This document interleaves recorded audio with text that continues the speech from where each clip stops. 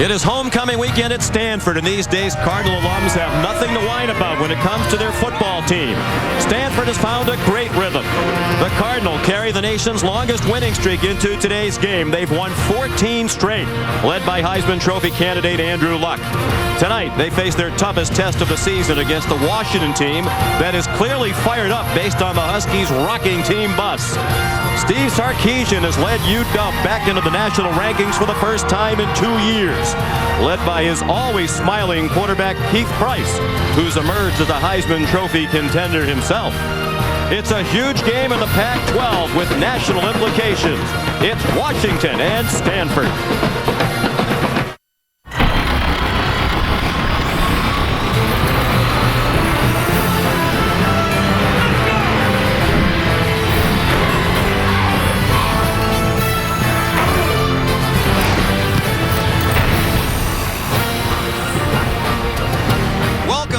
Saturday Night Football on ABC, presented by Southwest Airlines. Tonight from sold-out Stanford Stadium, two top 25 teams go head-to-head. It's 25th ranked Washington taking on Stanford, which is number 8 in the first BCS standings, which were released on Sunday. These are two of the three undefeated teams in the Pac-12's North Division. Stanford 4-0 along with Oregon, while Washington is 3-0. Both the Cardinals and Huskies have a game remaining this season with the Ducks. Good evening, everybody, and welcome. I'm Sean McDonough along with Matt Millen. Delighted to have you with us. We'll be joined shortly by Heather Cox. When Andrew Luck surprised many and decided to come back for another season of college football, this is what he had in mind: the chance first and foremost to play for a Pac-12 championship. Matt, his team is well positioned to do so, but tonight they'll face their toughest test of the year, the first-ranked team they will see. But Andrew Luck has picked up right where he left off last season and then some. You know, I don't know if we really fully appreciate what Andrew Luck brings to the table. But certainly, you watch him on tape or you watch him as a fan, and you can see he's got the big arm, he has a nice touch, he runs around, he does all those things. But there's so much more to him than that. Forget what kind of person he is. Look at him as a player in the intangibles. And it starts with poise. Poise is the one thing that's the hardest thing to measure, and it's the one thing that stands out with him. He has it all the time. He has it in the pocket, he has it out of the pocket. And then decision-making. He never puts this offense in a bad position. At the line of scrimmage, he's in complete control. And that's because, Sean, he's got great character on and off the field. And under pressure, that's when character really shows. And that's when he's at his best. He has certainly lived up to the high expectations set for him coming into the year. Meanwhile, at Washington, they had a great quarterback last year who left to go to the NFL. Jake Locker, a #1 pick. So the big question starting this year was, how good would Keith Price be? He's been tremendous, far exceeding the expectations. Yeah, and we had a chance to watch them about a month ago against Nebraska, and at that time we said he runs this offense better than Jake Locker did. And I got to tell you, here we are a month later, and he's gotten even better. He is now in control of this offense. He knows what his team can do. He knows what he can do. This is the best young quarterback in the NCAA. He uses his feet, but always has his eyes down the field. And he has a smile on his face constantly. And he has emerged as a Heisman Trophy candidate. You might wonder, is he worthy of it? Well, look at the numbers. They are quite comparable to the Heisman frontrunner, Andrew Luck. Huskies and Cardinal in a moment.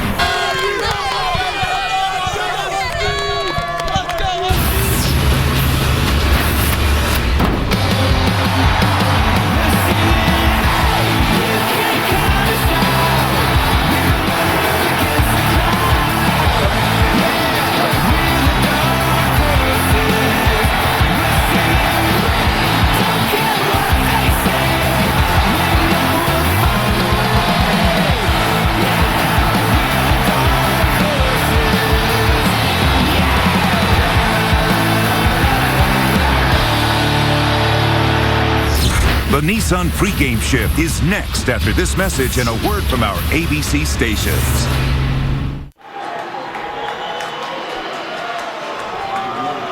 And welcome everybody to the Nissan pregame shift as it continues from Stanford Stadium, where the Cardinal about to take the field. Trying to extend their school record winning streak to 15 in a row. They've been annihilating their opponents the last 9 victories, all by 25 points or more.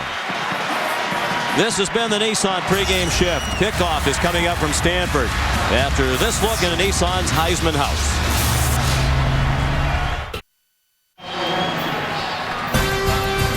Welcome back.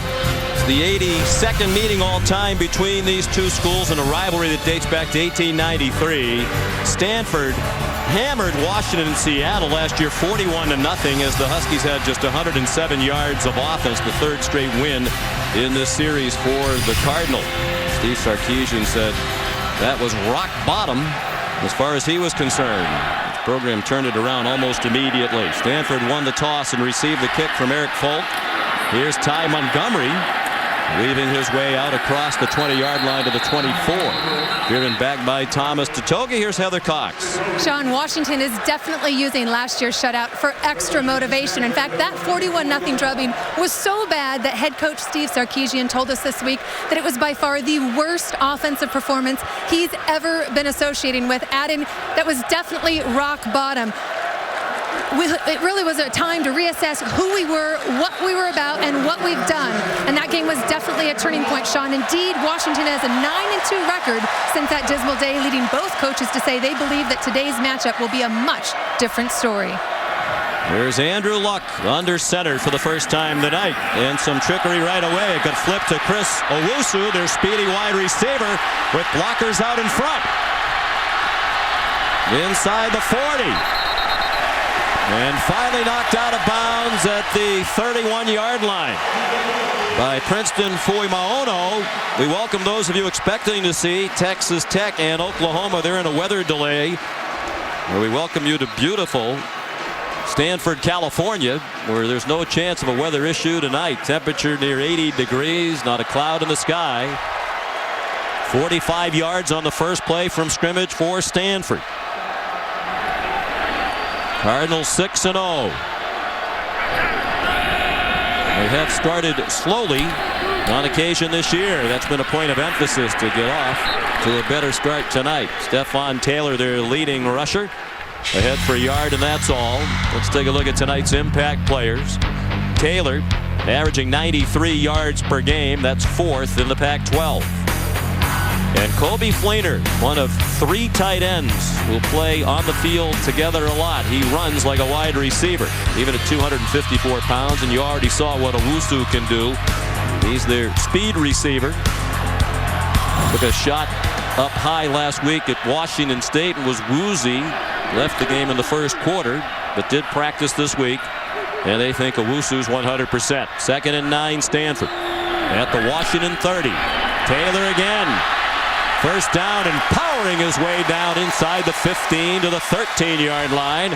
Justin Glenn a safety. Desmond Trufant a cornerback had to make the stop. And you know, Sean, everybody talks about Stanford, and then, of course, it's Andrew Luck. But this is a running team first. And they're committed to the run, and they're committed to their big offensive line. The previous play, what you saw, they came in with 7 offensive linemen. They force you defensively to have to adjust to the running game first, and then here comes the throws. They're perfect in the red zone this season. Every time they've been in the red zone, they put points on the board. 31 for 31. They didn't do it by having that kind of thing happen. On the offense, number 11. 5-yard penalty, still first down. Jay Strickers is our referee. Levine Toilolo, one of the 3 tight ends used regularly by David Shaw, guilty of the false start. Shaw took over for Jim Harbaugh, who did a masterful job here in 4 years with Shaw as his offensive coordinator when Harbaugh went up the road to the San Francisco 49ers. Shaw took over and hasn't suffered a defeat yet as a head coach. 1st and 15. Luck.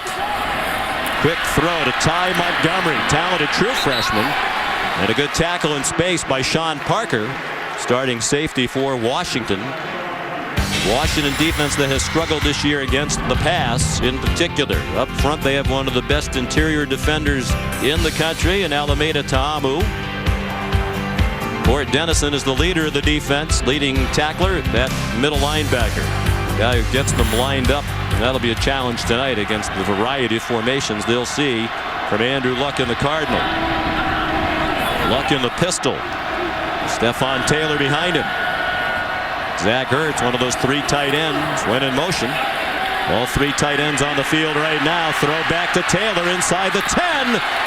Out of bounds. It appeared he got the first down. He will have it at the 2-yard line. It'll be 1st and goal for the Cardinal. John Timu made the tackle. And a nice job there by Stephen Taylor, because right at the end, Ducre, number 18, has a chance to make the tackle for short of the first down. But right there, that little bit, that got him the first down. Well done.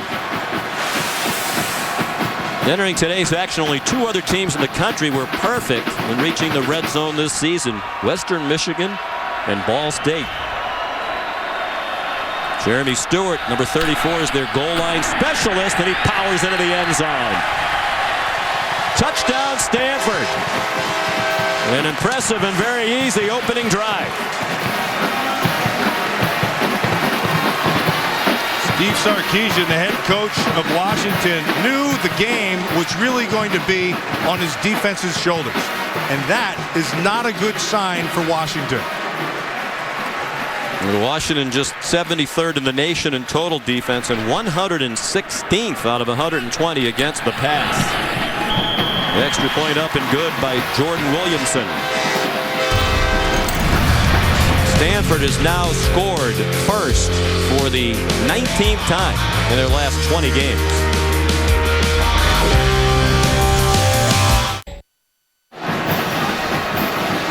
Andrew Luck and Stanford, 76 yards on 6 plays with the opening possession of the football game. They've now outscored their opponents 57-0 in the first quarter this year after Jeremy Stewart's 2-yard touchdown run. They're the only team in the country that has not allowed the point in the first quarter. Jordan Williamson kicks off. Kevin Smith will bring it out from a couple of yards deep. There you go. And he's tackled at the 27-yard line by Alex Debniak and Blake Luters. So here comes Keith Price. He's taken over the reins from Jake Locker, who, like Andrew Luck, surprised many when he decided to come back last year as a senior.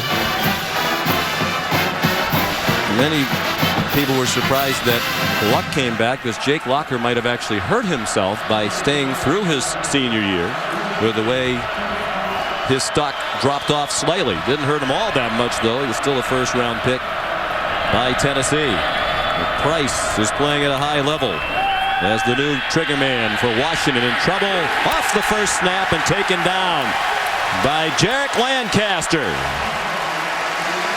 It's a Stanford team that leads the Pac-12 in sacks. That's their 24th of the year, 4th in the nation. And you have a double move route, which takes a little bit more time, Sean. And Lancaster, of course, comes with the pressure and they're not able to find the double move. It was wide open, but they're able to get the sack.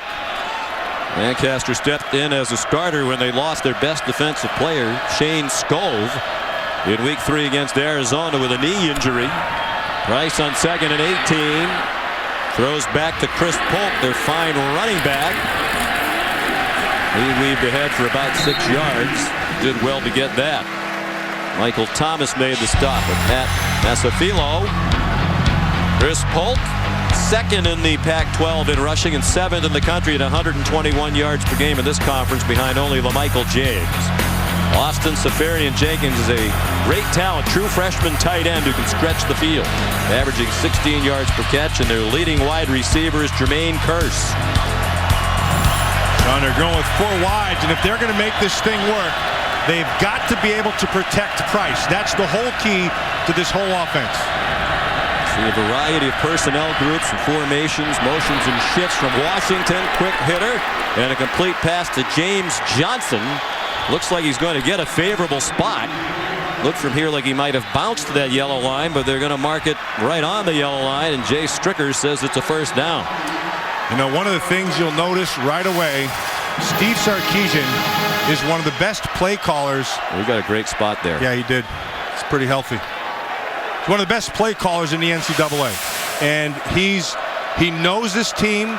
He feels good about where the offense is. It's progressed from where we've seen it a month ago.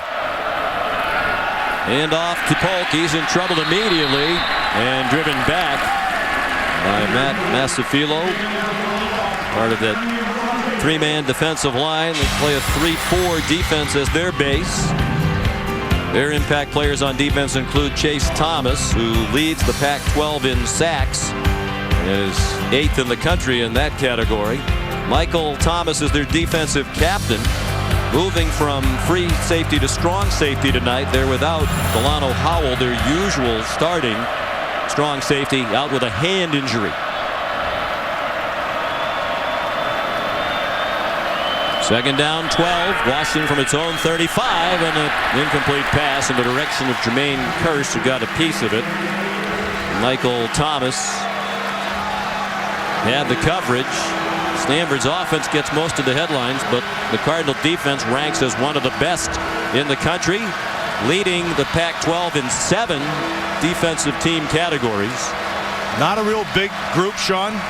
Great movement. They do a really good job up front, and they play with good intensity. Look at this, only 2 down linemen. Now they're going to go to a third rusher. That means there's 8 people back. Third down and 12. Price throws short to Polk, and he's smothered immediately. Jack Lancaster again. Sophomore from Texas. Even with the 3 rushers, they still were able to get pressure. That does not bode well for a Washington offense.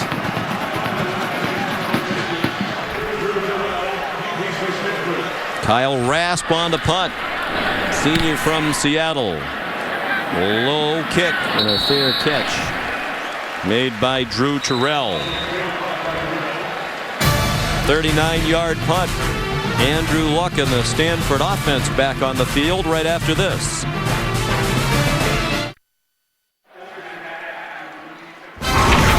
Saturday Night Football on ABC, presented by Southwest Airlines. Find our fares online only at southwest.com. Nissan, proud partner of the Heisman Trophy. And Northwestern Mutual, the power to predict your own financial future. Learn more at northwesternmutual.com. Beautiful night here just south of San Francisco, California. 81 degrees at kickoff. Stanford scored on its first possession. Washington forced a punt. There comes Andrew Luck. That's pretty good. A lot of teams would take a 30-second of that kid. Already talk that perhaps some NFL teams should go in the tank to make sure they get Andrew Luck.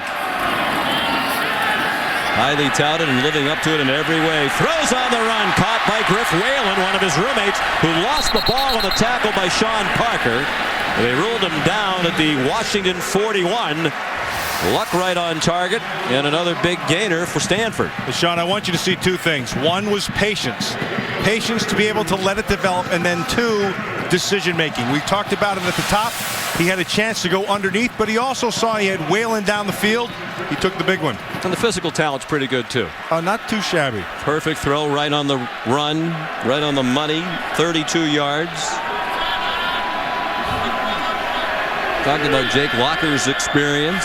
His status might have dropped in the eyes of the NFL and anything. Luck's just cemented his reputation. His numbers have gotten better in just about every area this year. Complete pass to Chris Owusu, and a first down to the 29-yard line. So let's just look at what he does. He's got all the physical tools, Sean. That's from the running part of it to the throwing part of it. He has great football intelligence. Knows the game, knows this offense, knows his players. Off the charts, intangibles, those are the things that really count. And this one, the character off the field, because under pressure, character really comes through, and he's the guy who personifies character. And said he's the most NFL-ready college quarterback since Peyton Manning, and he really does resemble Peyton on and off the field. He throws a deep ball, an errant throw, and it should have been picked off by Desmond Trufant. Intended for Griff Whalen, but that wasn't close from Luck, who's thrown only 3 interceptions this year, and 2 of those passes were deflected before they were picked off. And watch Trufant. He's going to stay on the top side so he can play the ball. And the anticipation there was that Whalen was going to go to the outside. It didn't happen. And so that's a great example because, look, as good as the kid is, good as anybody is, you're never flawless. You always make mistakes. He grew up around the game. His dad, Oliver Luck, was a terrific quarterback at West Virginia and then in the NFL with Houston. Now the athletic director at West Virginia. Short pass to Owusu, swung out of bounds by Jamal Curse, the younger brother of their wide receiver, Jermaine Curse. That's an 8-yard gain for Stanford. You know, Stanford, under David Shaw, there's a lot of similarities, obviously, with Jim Harbaugh. And Jim Harbaugh did a terrific job here. But he does a nice job with knowing what his team is and knowing what each player can do. And he does a great job of putting them in positions to do what they can do. Largely, he's kept it the same from what they were doing under Harbaugh, which is smart. If it isn't broken, don't fix it. 3rd and 2. Luck, who's an excellent runner as well, fires a strike. Incomplete. Intended for Zach Ertz, but Sean Parker with a sturdy hit broke it up. And the field goal unit will come on. Yeah, and that's the 3rd play now that Sean Parker has made. The first play of the game, he did a nice job in making it slow down, and then he had an earlier one, a tackle on the sideline, and now this one. Sean Parker's a good football player, has very good instincts. They're deep at safety. They rotate 4, including Parker. Here's Jordan Williamson, redshirt freshman, who's 8 out of 9 for the year in field goals. The long of 45. This is from 39. Needs a hook. And he got just enough of a hook to get it inside the right upright. So they've had the ball twice. They've scored twice. Number 8, Stanford, leading Washington 10-0.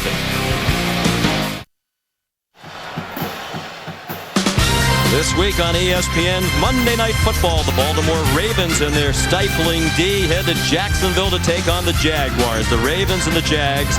ESPN's Monday Night Football at 8:30 Eastern. Coverage starting at 7 with Monday Night Countdown served by Applebee's. Talked a lot already about what a great job Jim Harbaugh did here at Stanford. His brother John has done equally a wonderful job as the head coach of the Ravens. They're 4-1 again this year. Been in the playoffs every year under John Harbaugh. Jordan Williamson's kickoff brought back by Kevin Smith. And he did not reach the 20-yard line. Here's Kevin Connors. All right, Sean, your Taco Bell studio update. For those of you expecting to see Oklahoma Texas Tech, keep an eye on the left-hand portion of your screen. Severe weather in Norman has delayed things. They are anticipating a 9:15 Eastern kickoff between the Sooners and Red Raiders. Meantime, Russell Wilson has thrown a touchdown. Wisconsin leads Michigan State 14-0. And Penn State up on Northwestern at the half. Sean? All right, Kevin, thank you. Here Stanford leads 10-0. Cardinal with 11 plays from scrimmage, 5 of them for 10 yards or more. Keith Price on 1st and 10 for Washington. Finally gets it off short, and that speedy Stanford defense is all over. Chris Polk again, just a 1-yard gain. Terrence Brown, the cornerback, closed quickly. Ms. Sean, more important, and you're right, they're all over Polk, but they're all over Price.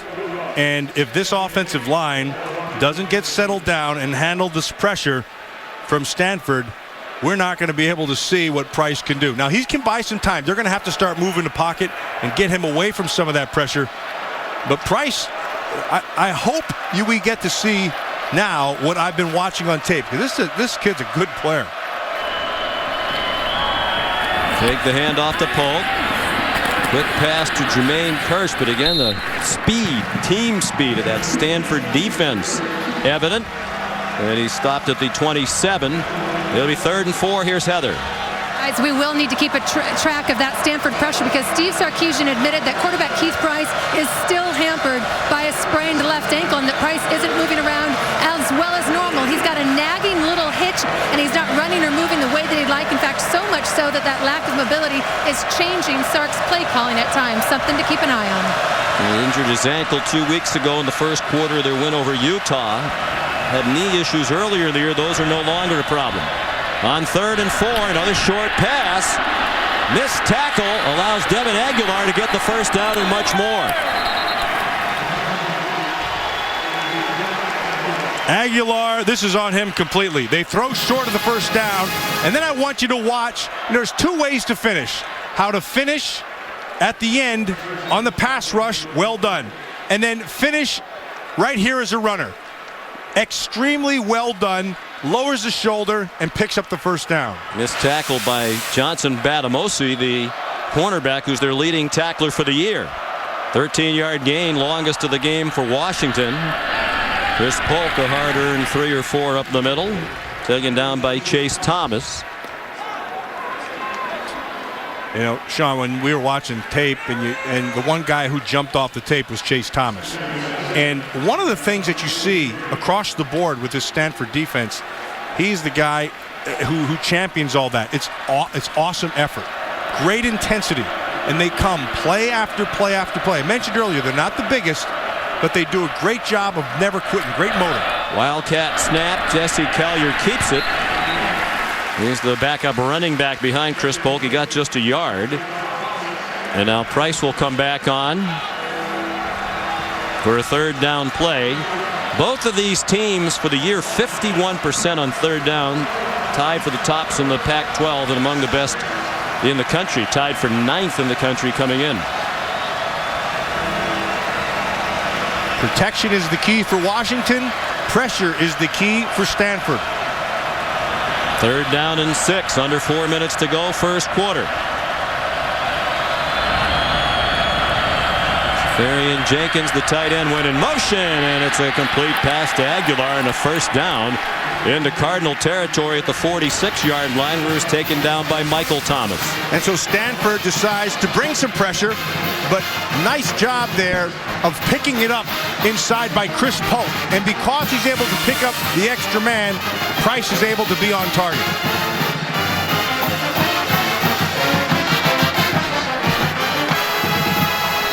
This is a very young Washington Husky team. They're going to be good next year and the year after, but they're gaining confidence here against the Cardinal. Keith Price, the quarterback, just a sophomore from Compton, California. Throwing a deep ball, and it is incomplete over the head of Aguilar. He's trying to split a couple of defenders, Michael Thomas and Johnson Batamosi. Mentioned Keith's from Compton, very tough neighborhood. As he was getting to high school, he actually moved in with his grandmother, Gail Manuel, who's here tonight. She lived in Long Beach and has been a great influence on her grandson.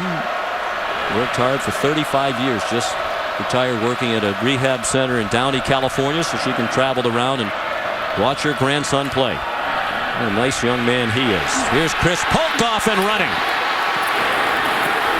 Breaking tackles, and he's going to go! Touchdown, Washington!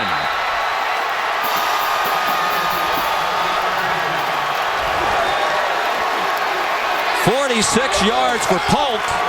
And Washington helped on that possession by some missed tackles by the Stanford defense. And some great blocking by the Washington. Safarian Jenkins right there is the first one. And he kind of just gets enough in the way to do that. And Kevin Smith is the guy who springs it at the end. So just staying on somebody makes Graham pretty happy. And Sean, Grahams don't look like that. No, she's a very young-looking grandma. That is a good-looking Graham. There's Eric Folk, who adds the extra point.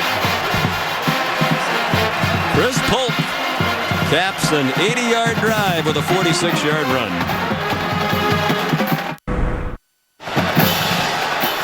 Eric Folk kicks off for Washington. Huskies are on the board. First points allowed by Stanford in the first quarter this year. Ty Montgomery brought the kickoff back to the 20. Stopped there by Princeton Fuimaono. Stanford, the last team in the country to allow points in the first quarter. Comes in game 7. Chris Polk, the touchdown.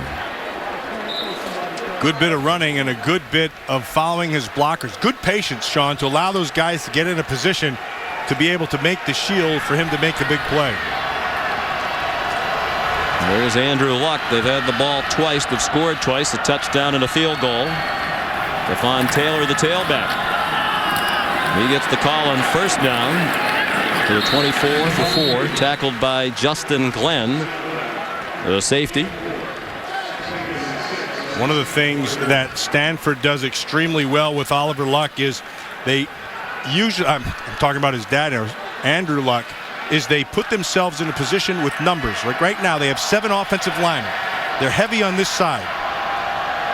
And so he'll look at the numbers in the box and go the opposite way. Moves it off to Tyler Gaffney. He breaks free. And pulled out of bounds at the 48-yard line by Justin Glenn, who saved a touchdown. Gaffney is a home run hitter, according to the coaches, and he nearly hit one out of the park right there. You split this thing in half, and then you just look at numbers, and you see where are the fewest numbers. 1, 2, 3, 4. You have yourself 4 plus a guy who pulls from the backside. You got 5 on 4. You win. 24-yard gain. Got a lot of big chunk plays here in the first quarter. Gaffney again, junior from San Diego.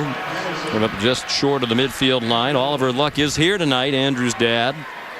The athletic director at West Virginia, who could not have enjoyed his school going down to defeat last night on ESPN against the rapidly improving Orange of Syracuse University, or as it is known, the Harvard of Central New York. At least that's how it's known to some of their graduates, Mr. Graduate. Yes, indeed. So in lieu of a donation to the Alumni Fund, a little love on national TV. Gaffney, how about that backfield? They shift Zach Ertz out just a moment and give it to Gaffney, who breaks a tackle.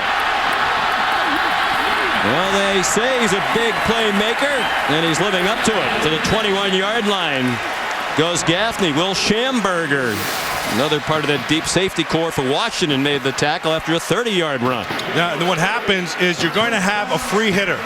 And that time, Justin Glenn was the free hitter, and he was hit. Just nice job of just running through it. Then 3 in a line behind Luck. Ertz moving again, and here's Gaffney. Tripped up after getting inside the 20. They'll mark it close to the 17. Nate Fellner tripped him up. Junior safety from Fresno, California, the grandson of the former Fresno State head coach Jim Sweeney. Good football coach. Yes. And he would approve of what he's seeing with this Stanford offense. You know, one of the strengths of this offense, Sean, is their tight end core. Fleener, Ertz, Toilolo, all 3 of them bring something special to this offense, and they use it. Luck looking to throw on 2nd and 7. Dumps it short for Stephon Taylor. He lunges inside the 15-yard line. It'll be 3rd and a short 4. Court Dennison and Everett Thompson made the tackle for Washington on what might be the last play of the first quarter. Looks like it will be, as Luck is starting to lead them to the other end of the field. Andrew Luck 6 out of 8 for 70 yards in that first quarter. In this top 25 matchup, it's Stanford with a 3-point lead over Washington.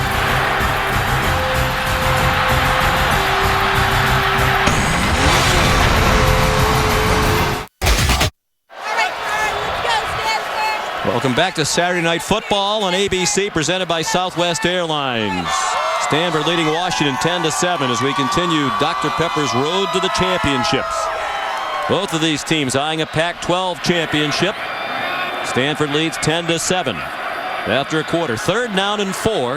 They're in the red zone again, and a whistle. And a timeout called by Washington. Yeah, Washington.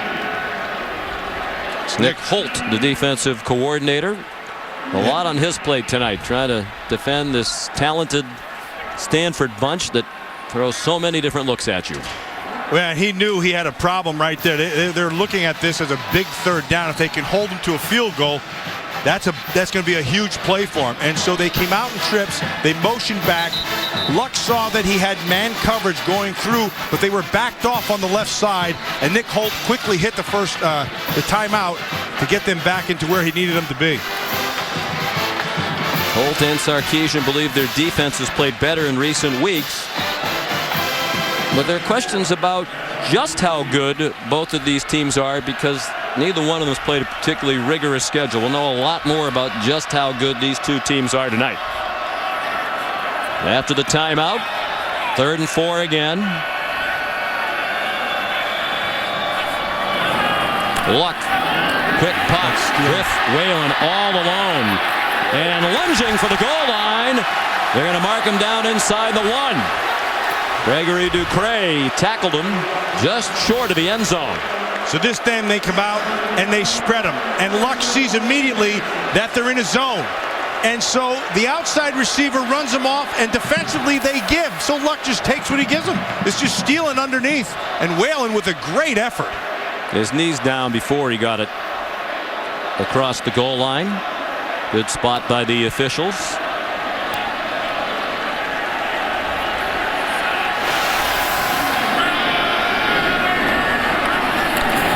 On first and goal, Luck throws, and it is caught for a touchdown by Kobe Fleener. Sean, that throw, that was an NFL throw right there. That's an NFL tight end. He threw it too. In the 6'6", 254-pounder senior, Kobe Fleener. This is called getting thrown open. The defender is on the top side. That's Greg Ducray. He's going to take away the throw to the outside. So Luck threw it to the other side where he couldn't turn his body and allowed his tight end to make it. Jordan Williamson adds the extra point. Early in the second quarter, 17-7 for Andrew Luck in Stanford.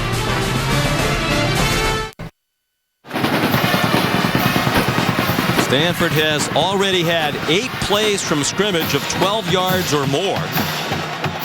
And the Cardinal leading 17-7 after an 80-yard drive in 8 plays. Jordan Williamson will kick off. Jesse Collier and Kevin Smith back deep for Washington. Comes down to Collier.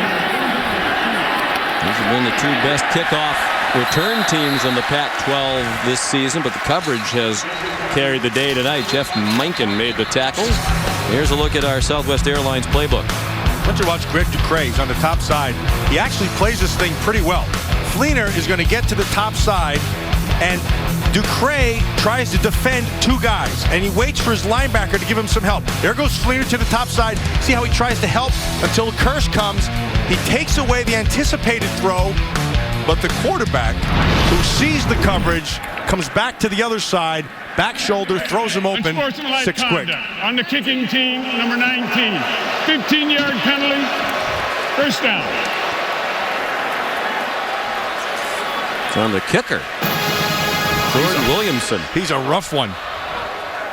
Nothing like a physical kicker, that's what I always say. Have never met one, however, but that's what I always said. Wonder what he did. He seems confused.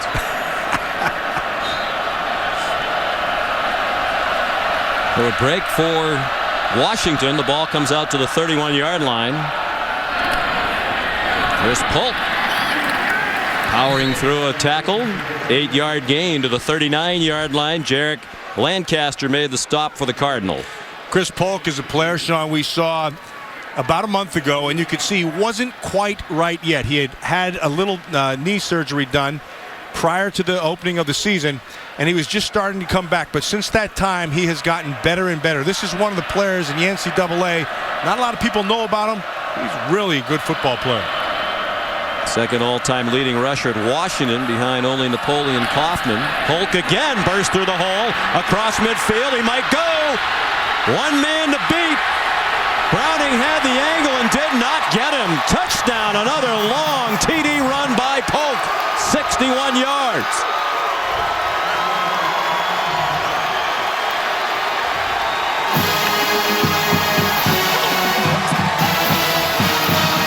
So how do you get a 23-yard average? Well, you just follow your blocks on the inside. Really well done right here. You can see the lane. Now the offensive line has done their job. It's on you to beat the other defenders. He does a nice job beating the safety, and he's in the end zone. Flags on the extra point try. Senio Kelemete, the left tackle. Legal pulled. substitution, 12 players in a defensive formation. Steve Sarkisian says Kelemete is playing at an all Pac-12 level. Chris Polk is too. Mentioned he's second in all-time yardage behind Napoleon Kaufman. He's just tied Kaufman for the all-time school record with a 17th career 100-yard rushing game. Napoleon Kaufman was one heck of a football player. Came to the Oakland Raiders, and I believe he's got a ministry now. Eric Folk has never missed an extra point, and he still has it. Now 97 for 97 in his career. Entertaining game, 3-point margin right now.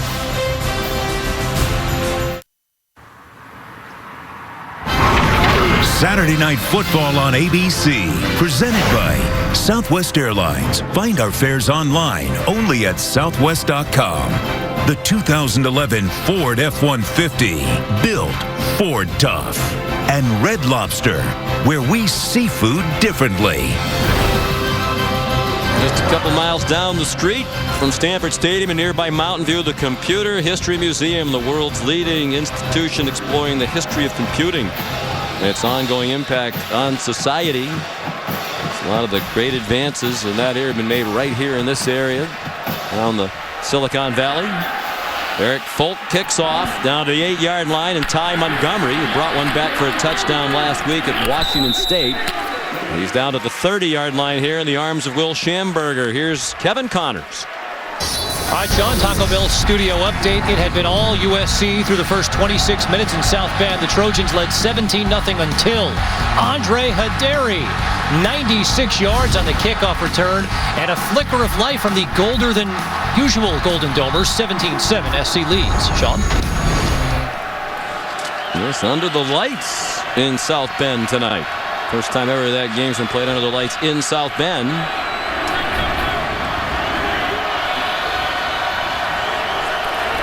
Luck under center on 1st and 10. Quick header to Taylor right through the defense. He's off to the races, and they won't catch him. 70-yard touchdown. Didn't take long.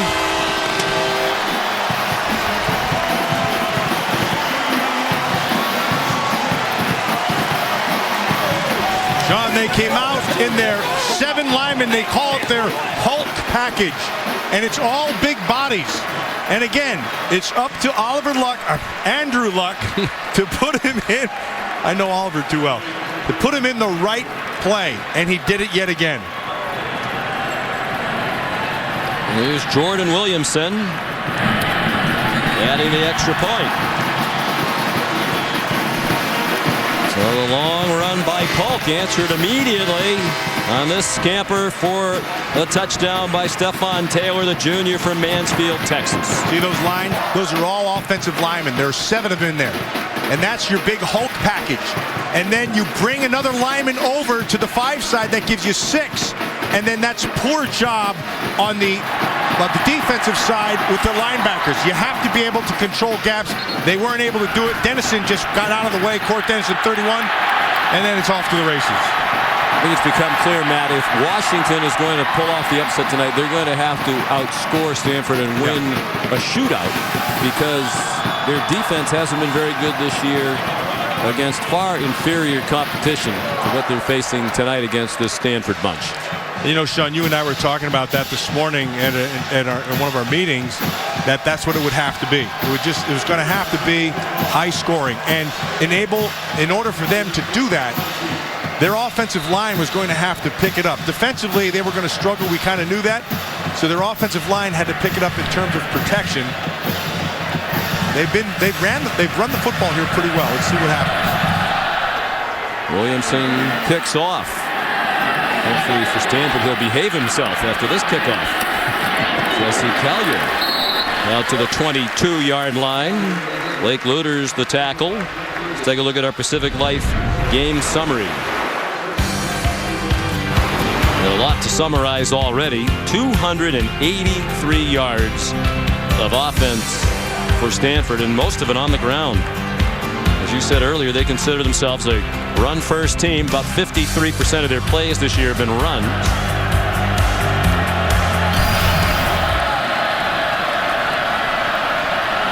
Three of the last 4 plays from scrimmage in this game have gone for touchdowns. And a long throw to Safarian Jenkins over the middle. He got 20 yards out to the 41. where A.J. Tarpley and Jordan Richards made the tackle. Richards is a true freshman in that secondary now for Stanford, playing without their starting safety, Delano Howell. Yeah, and Washington knows it. And Safarian Jenkins, the talented freshman tight end who has really good speed, he's a factor in that secondary. You have to always be aware of him when he comes on the field.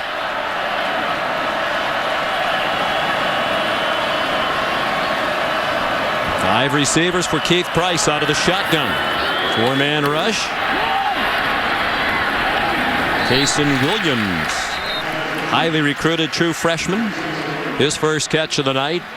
He returned punts only last week because of a sprained ankle, but back at wide receiver tonight with an 8-yard gain. So one of the things that Steve Sarkisian does, he knows his offensive line, they're getting pressure. So one of the things you can do is just spread everybody out. And then it's easier for your quarterback to see who can come. Who's going to blitz, who's not going to blitz. You see the pressure's a lot easier. He's been using that well. 2nd and 2. Quick slant, caught, first down, and much more. Jermaine Kearse to the 35-yard line, tackled by Johnson Batamosi. What a nice throw by Price, and nice anticipation. Here's what you have when you get to the line of scrimmage. You see the coverage, and then you know what you have called, and you know where, if you're the good ones, they know what's going to match up well. Well, I'm going to tell you something. This kid's one of the good ones. He sees it well, and the ball comes out fast, has great anticipation.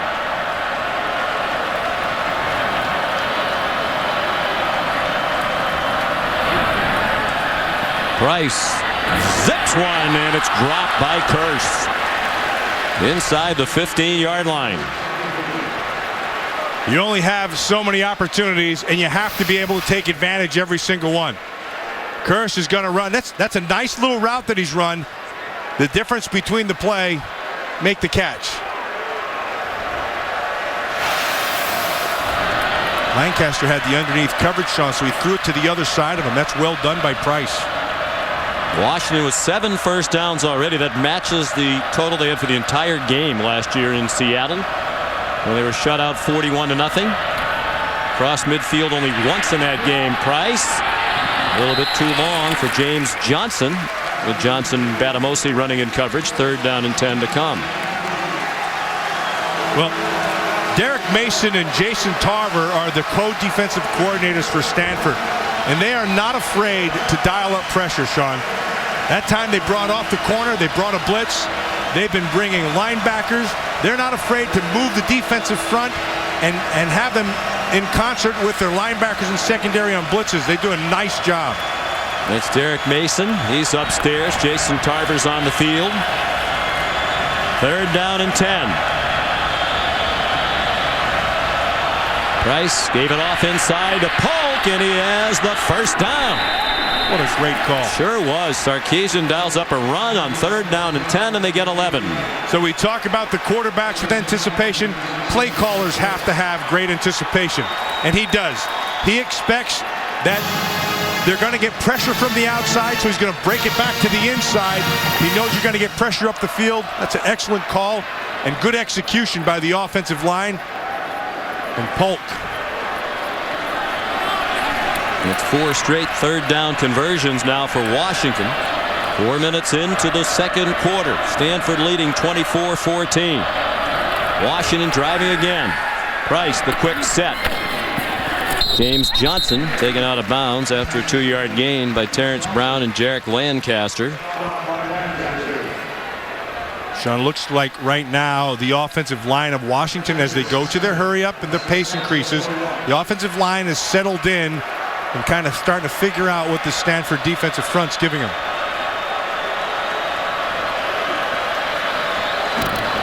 Price running things at the line of scrimmage.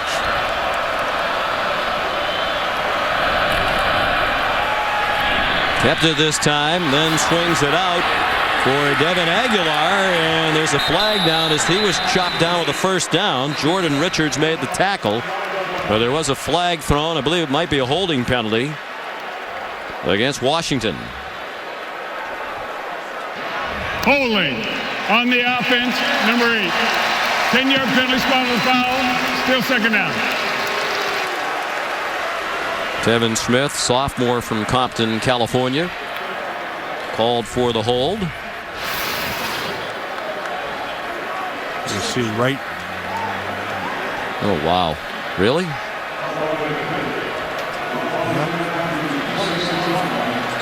He has him on the shoulder. Yeah, there that's it is. A handful. From that angle, a better look at it. It's the first penalty. Stepped off against Washington. Moves them out of the red zone. Back to the 26. 2nd and 12 with Chris Polk, the lone running back. 2 tight ends in the game for the Huskies. Pressure off the corner. Price throws incomplete. Looked like Austin Seferian-Jenkins didn't see the ball coming. Devin Carrington had the coverage. Yeah, but Price really liked what he had there.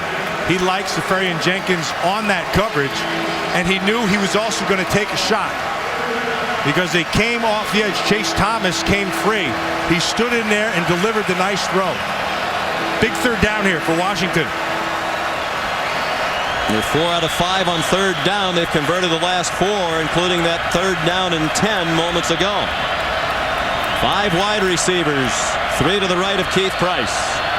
4-man rush. They get pressure, and they cannot get him down. Now they do as he gets rid of the ball, but they're going to mark him down. It'll be a sack for Blake Luters. When you're playing zone, the best friend a zone coverage could have is pressure by your down 4 people, and they do it well here. Here comes Chase Thomas. That's the initial one, and then they finish it up with Luters on the backside, but 4 guys getting pressure, that is key. Eric Folks, 8 out of 9. This is a 46-yard try. His only miss was from 52 against Cal. He's an excellent kicker, and he doinked it off the upright.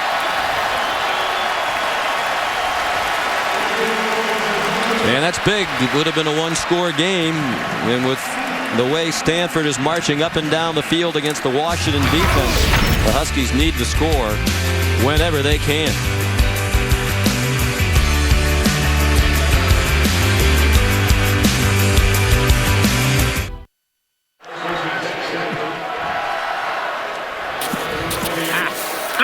Tonight's Athletic Trivia question: which 3 Stanford quarterbacks were selected #1 overall in the NFL draft, as Andrew Luck is likely to be next spring? There are already 3 Stanford quarterbacks, the first player taken in the entire draft.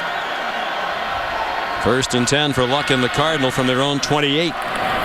Leading 24-14.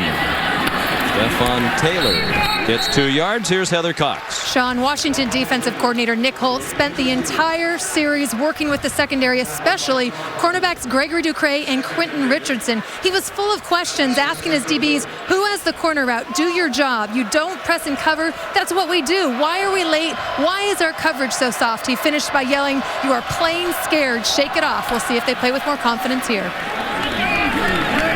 Stephon Taylor, the ball carrier. Out to the 34-yard line. Everett Thompson made the tackle. Well, Sean, they're going to have their chance right now. Tighten your coverage up. It's a big third down. It's your opportunity for a defense to answer those 2 big scores you just gave up. See if they play scared or not.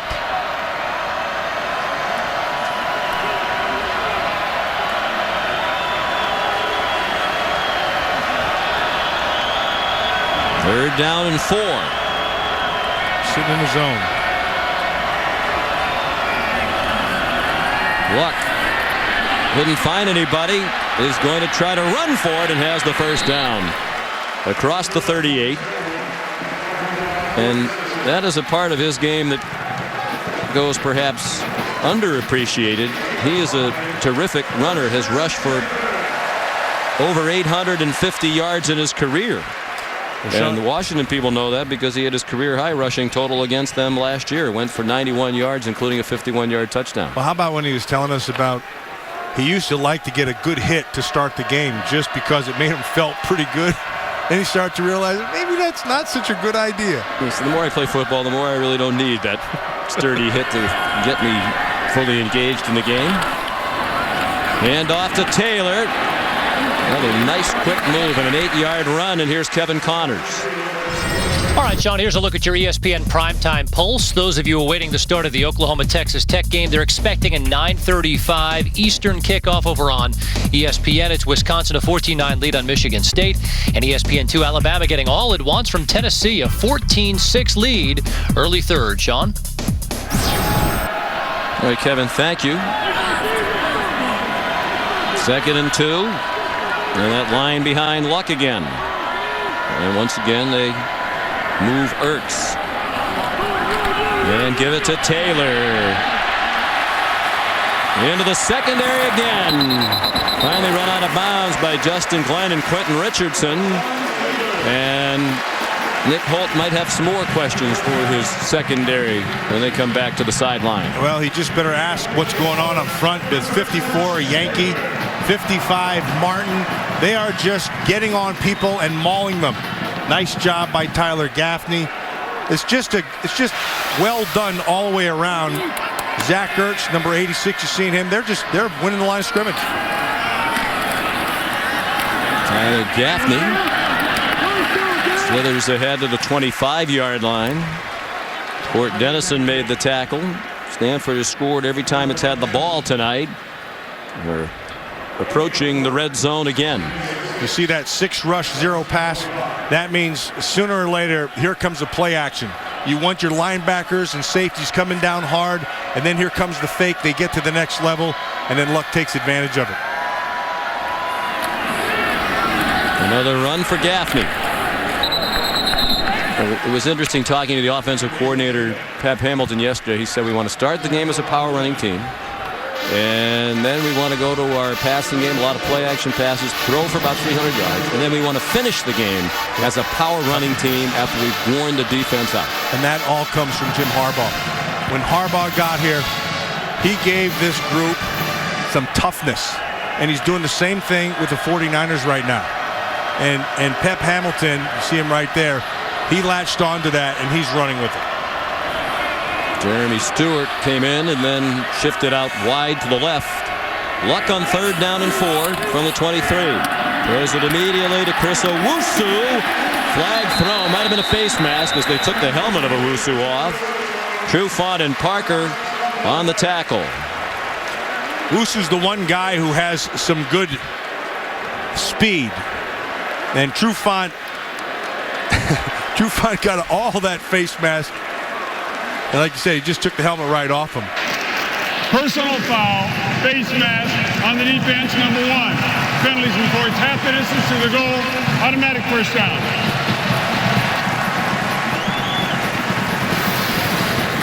I think they announced it on the wrong number. Yeah, it's Trufant. You can see it right here. It's his left hand.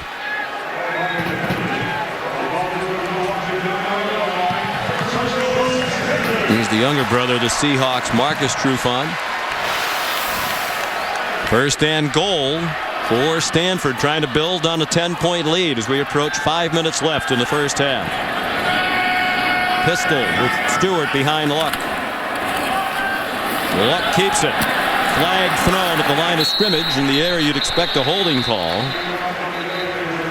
Princeton Fuimaono made the tackle at the 4. I think the NFL teams who are hoping to get Andrew Luck. Holding on the offense, number 64. 10-yard penalty, still 2nd down. Like that call? The design run at the goal line? Down is 1. You know, Sean, I think back to one of my former teammates, Jim Plunkett, who was a Heisman Trophy winner here at Stanford in 1970. And very similar. Big man, 6'3", 235 pounds, 240, could run, had everything you wanted. Was the number 1 overall pick, went to the Patriots, and they put the option in. Yeah. And he became a human piñata. Oh, they beat the snot out of that poor guy. Ball back to the 19 after the holding call against the center. Sam Schwartzstein is another one of Luck's roommates. Over the middle, caught. Zach Ertz to the 5-yard line. I think Jim Plunkett might be part of the answer to that Aflac trivia question. The 3 Stanford quarterbacks selected number 1 overall. We know he's one of them. John Elway's one of them. The other one. And the 3rd one is really interesting. It's in 1953. So you played against him? Yeah, I was a rookie. And And he only lasted for a year by the Cleveland Browns, and they traded him because he had a stuttering problem, and he couldn't make the calls. And they traded him to Green Bay for Babe Parilli. Interesting. Talking about Bobby Garrett. Long line of great quarterbacks here at Stanford. Luck, design roll to the right, and a touchdown to Drew Terrell.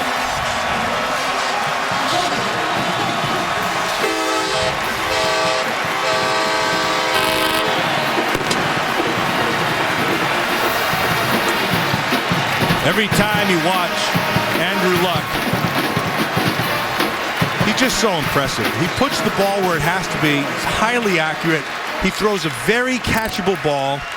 You see him change the speed on his balls many, many times. He's just an impressive player. First career touchdown reception for Terrell, junior from Chandler, Arizona. 10 plays, 72 yards. The points just keep on coming for Luck and Stanford, leading now by 17.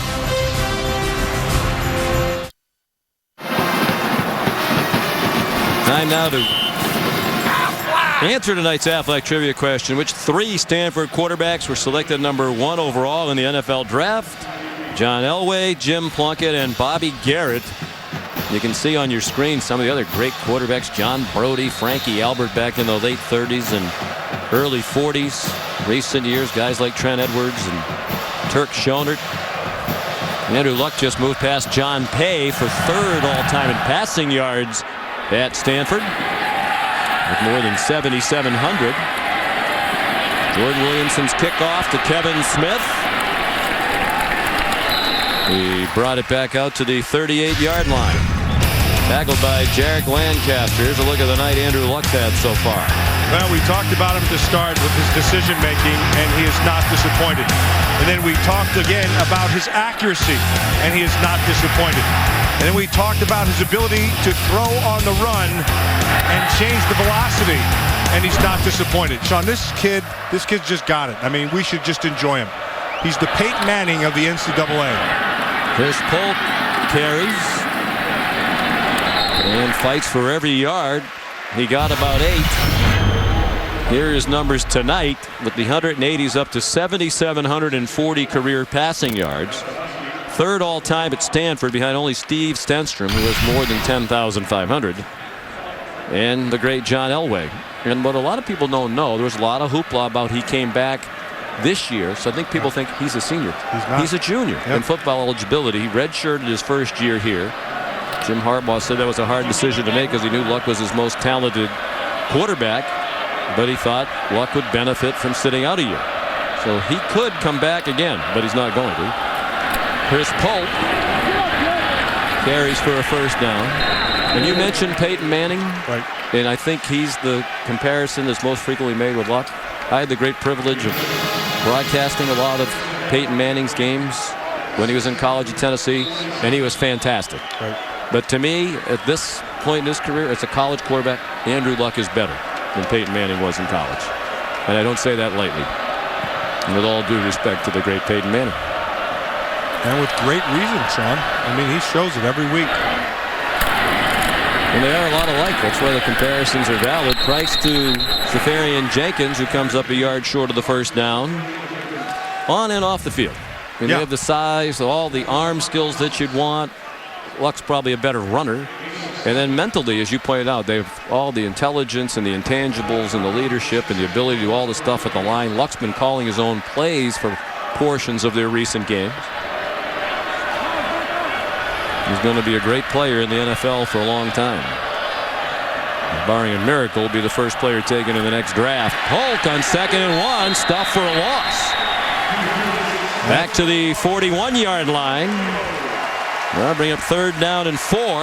Matt Masafilo, part of that defensive front. The only returning starter on the D-line for Stanford this year. And Chase Thomas in there. And then that's another example of Derek Mason and Jason Tarver, the defensive coordinators, of using the movement that they have. They're not an overly big group, but they do have excellent movement, and they use it all the time. They're not afraid to use it. Big down here for Washington. Never think 4 down territory. Sarkisian knows he's going to have to win a shootout here tonight. Price out of the gun. 3 receivers bunched tight to the right. Throws it in that direction, and it's intercepted by Michael Thomas. Price the only man with a shot at him, and he doesn't get him. Touchdown by the Stanford defense.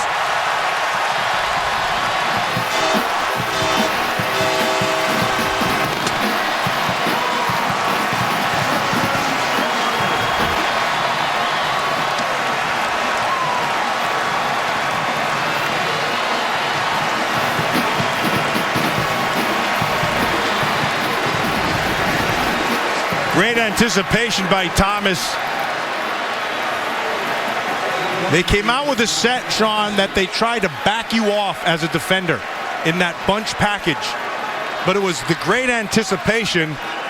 When he saw it, he jumped the route, and he was able to score. It was only the 2nd interception of the season for the Stanford defense, as great as they have been this year. They have just 2 interceptions, both by Michael Thomas, the senior from Houston, Texas. He returned at 61 yards. Williamson's extra point has made it 38-14. Well, we're going to show you that bunch. Here it is. 3 guys. See, what that makes you do defensively is back off, because you have to let them declare what they're going to do. Now watch the patience right there. So he saw it and anticipated the in route. They threw it to the wrong guy. Yes. Aguilar was wide open, cutting to the middle of the field.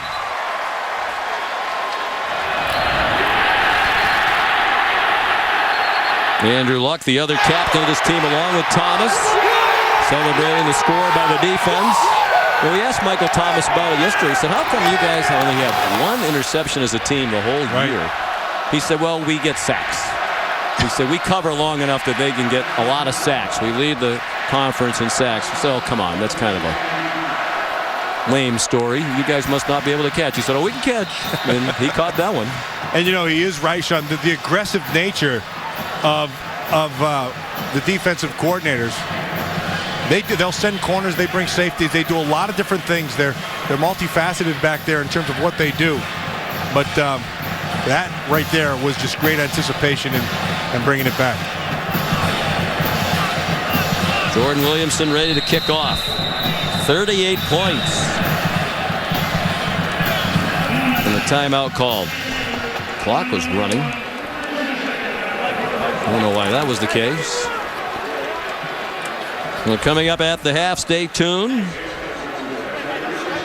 Robert Flores, Jesse Palmer, the Capital One halftime report. All the scores and highlights from today's college football action.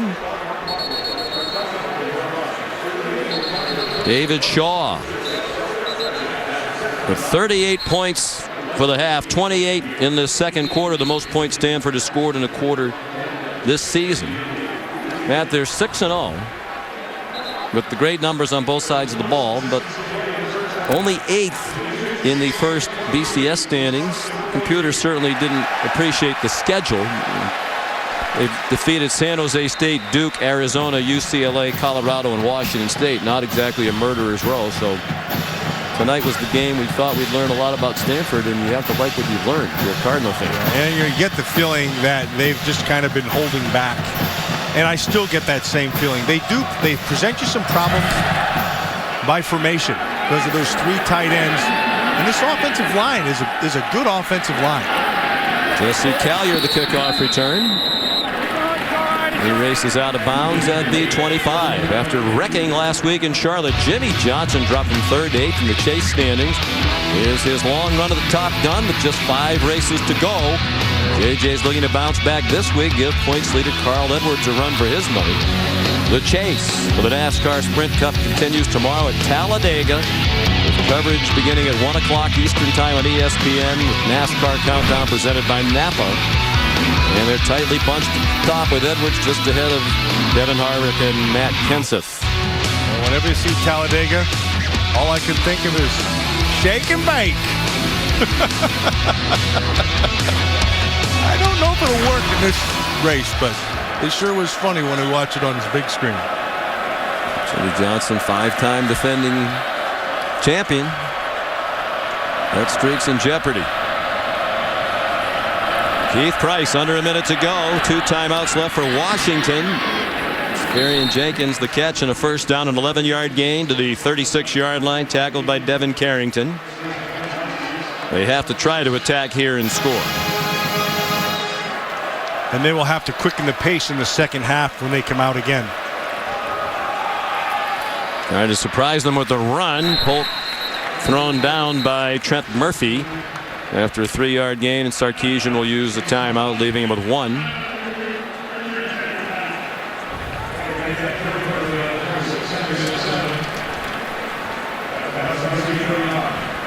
Then we mentioned the soft schedule played by Stanford so far tonight. So far this season, coming into tonight 6-0, but no ranked teams. Same really true of Washington. They're 5-1. Matt, but the 5 wins against less than stellar competition, and the 1 loss was at Nebraska when they lost a shootout, 51-38, and had a particularly bad third quarter. So Washington with a chance to earn some believers tonight. But you know, Sean, I think this is a better team than what we saw a month ago, and you can see with all the points now, you may say, where's the better team? There's no question they're better. His quarterback is a good player. Yeah, a very good offensive team, but the defense is a long way to go. Safarian Jenkins to the 33-yard line of Stanford, and a first down. They have a chance to score before halftime. Clock runs as they reset the chains. Price with a flag down in the area again. You'd expect holding. The ankle clearly a problem there as he limps out of bounds at the 18-yard line. There is a flag thrown by the umpire, who gave a hands to the face gesture. Timothy Morris is the umpire. Personal foul on the offense, number 64, blow to the head. 15-yard penalty, still first down. Colin Tanagawa, redshirt freshman guard, whom Steve Sarkisian praised. When we talked with the coach the other day, he said Collins had a tremendous year. Whoa. That looks like it's up on the shoulder pad, doesn't it? Yeah, I'm not so sure about that one. And the umpire was behind him, so he didn't really see exactly where it was. But that's the second time, Sean, on the series that a big penalty has taken them back and put them in a poor position. I thought with a quick glance there, it looked like a punch to the shoulder pad more than anything.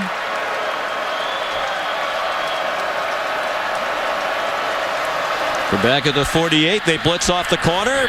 Price, the quick hitter, to the 39. They're going to have to use their last timeout. Safarian Jenkins made the stop way short of the first down. Line of scrimmage will be the 39 when they snap it again with just 9 seconds to go and no timeouts. A lot of similarities between these two programs. You think about the disastrous year each of them had really in their recent history. Stanford had a 1-11 season the last year under Walt Harris. That brought Jim Harbaugh to town. We all know what he did. And of course, Washington had a winless season the last year under Ty Willingham. But what Steve Sarkisian has done in a very short period of time is really remarkable. He really has. He's done a great job of recruiting, and he has not been afraid to play young players. This roster is loaded with freshmen and sophomores. They're going to be better. It's going to be a good football team next year and the year after. And David Shaw has done the same thing. They've done a nice job of recruiting. They've maintained the status quo that Harbaugh's done. Both good young coaches. 2 of the 6 youngest coaches in the country. Price throws it away. Time for one more play. Sarkisian's just 37 years old, and David Shaw's 39. David Shaw, Stanford grad, class of 1994. Polk's going to the locker room a little bit early. Looks to be physically fine. Not a bad half, 143 yards rushing. Likely the last play of the half. 3rd down and 16. Just a 3-man rush. Price throws one deep down the far sideline. Didn't get it to the end zone, and that'll end the half. Devin Aguilar the catch. Out of bounds at the 9. 29-yard gain. The end of a offensive first half. And here's Heather Cox. Coach Sark, Stanford bringing a lot of pressure. How do you get more protection for Keith Price? Well, we had a couple blown protection assignments. That doesn't help, and they're collapsing the pocket pretty good. So we got to continue to rely on Chris Polk and get a score here to start the second half and see what can happen. And Andrew Luck has had a lot of success. What can you do to force him into making some bad decisions? Well, we got to try to get him to some longer third downs. Third and twos and threes are pretty easy for him. Coach, thank you. Okay. Stanford had 355 yards of offense in the half. At the half, 38-14 is our score. Stanford has the lead. Here's Robert Flores, Jesse Palmer with the halftime report.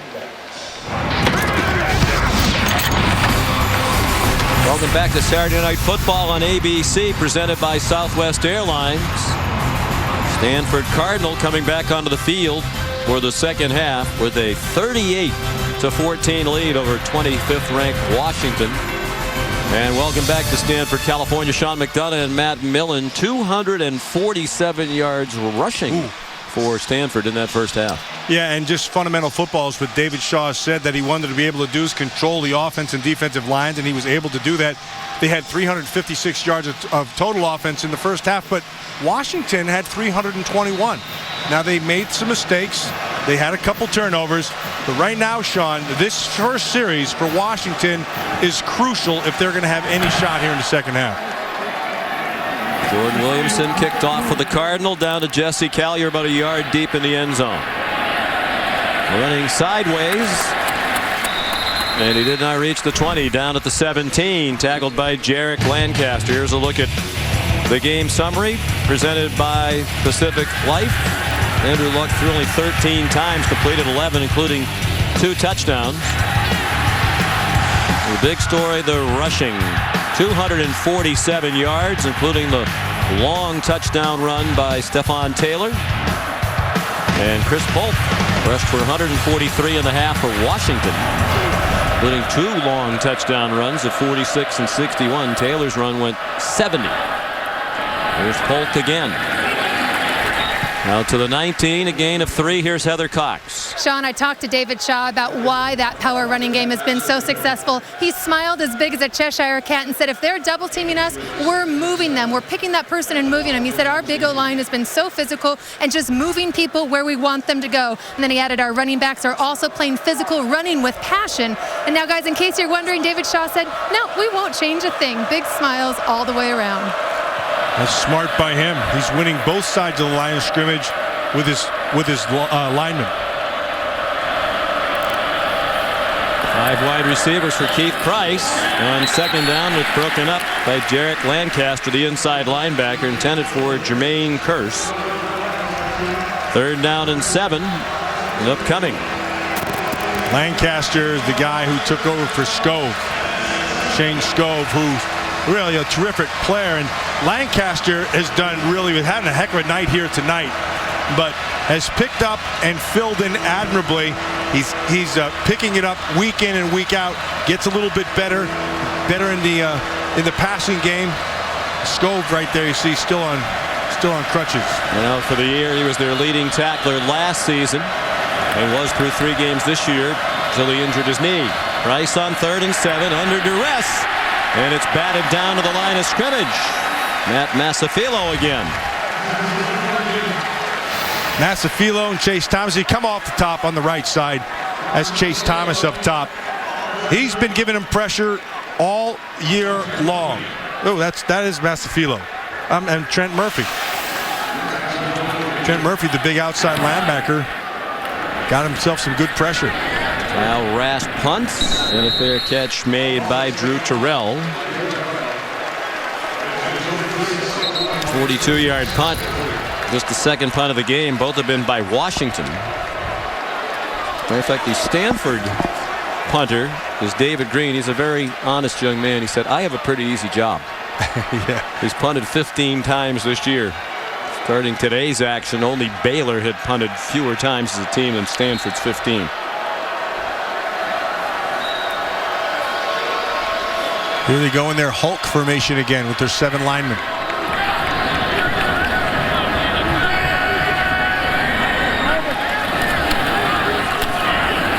Taylor.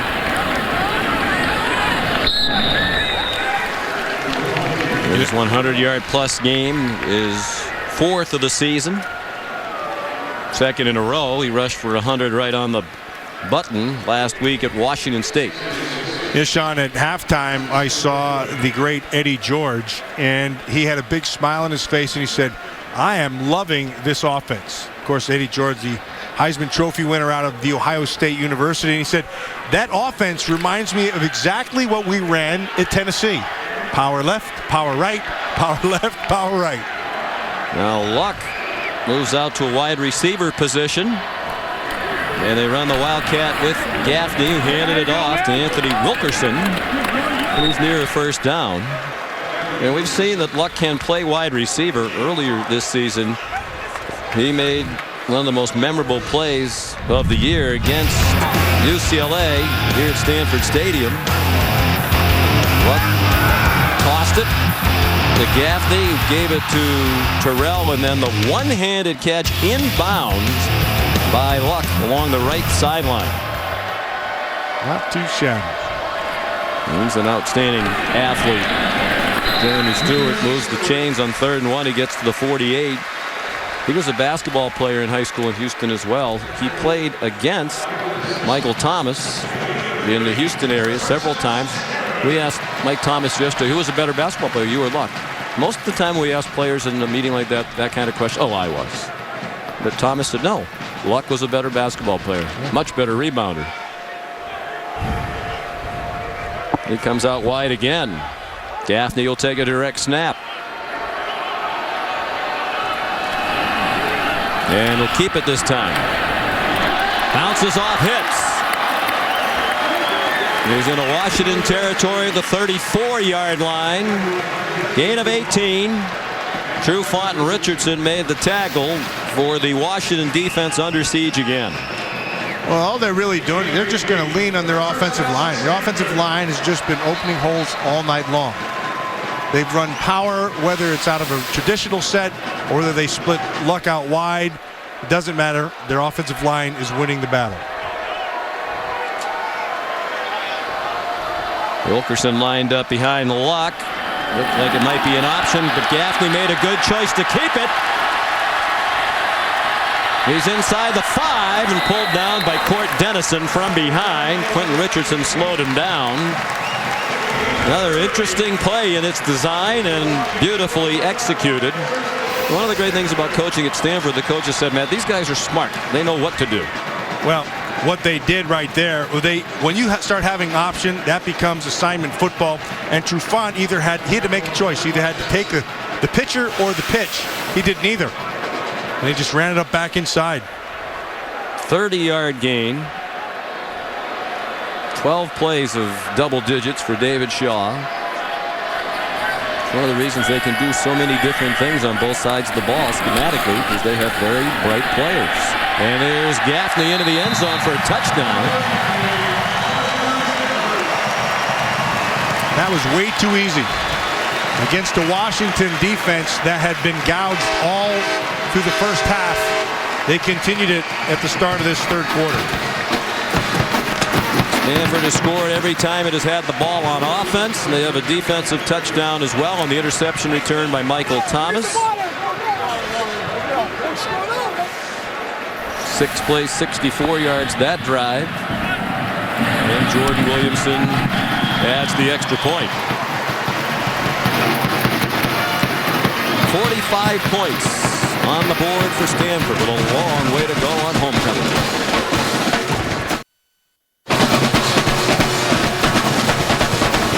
Certainly enjoying this homecoming on the Stanford campus. Number 8 Cardinal leading 45-14 over 25th ranked Washington.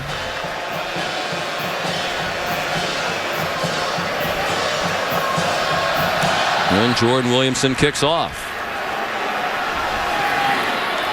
Jesse Callier. Snowman as he crossed the 20. And they'll mark it near the 25. Time for tonight's big picture. Brought to you by Sony. And then he wondered how LSU would fare against Auburn after suspending some key players. They rolled. Their Biggest win ever over the Auburn Tigers. Arkansas trailed Ole Miss 17-0 and rallied to win in Oxford. That was a good game. Boise State, first home game as a Mountain West Conference team. The win over Air Force. Kellen Moore now tied with Colt McCoy for the most wins by a starting quarterback in FBS football history. And of course the big story of the weekend happened last night. The Syracuse Orange stunning West Virginia for the second year in a row. Great to see the rollicking crowd back at the Carrier Dome. What a wonderful job Doug Marrone has done in 3 seasons to bring that program way back, because it was way down when he got there. There's a guy who probably hasn't gotten enough credit nationally. 8 wins last year, 5 and counting this year. That's a very good football team that he beat, and he did it the same way 2 years in a row. Jeremy Stewart helped off for Stanford.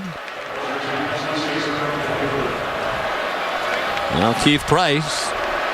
It's pretty tough when you have 324 yards of total offense.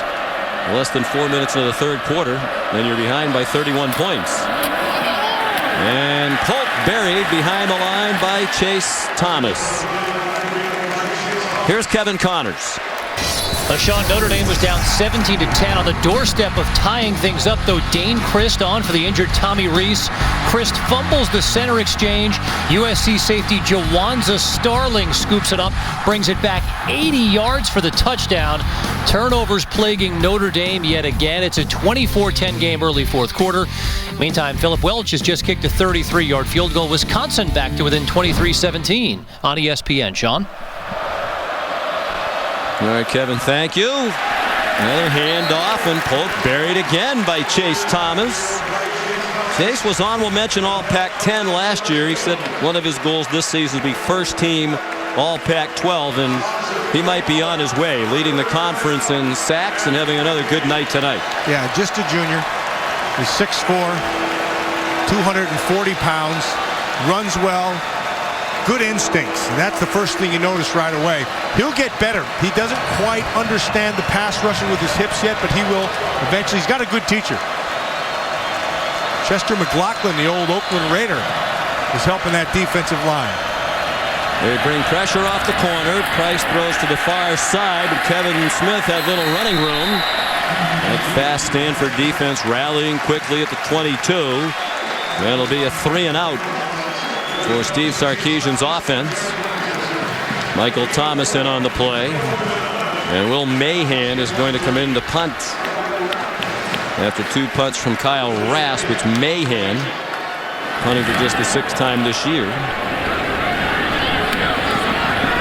To Terrell, caught it in traffic, reached the 41 and then got banged down by Thomas Totogi.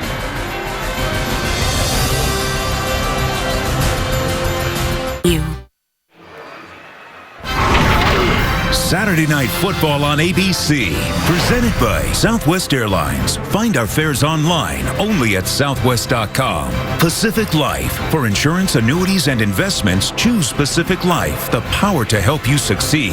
And the 2012 Chevy Silverado HD.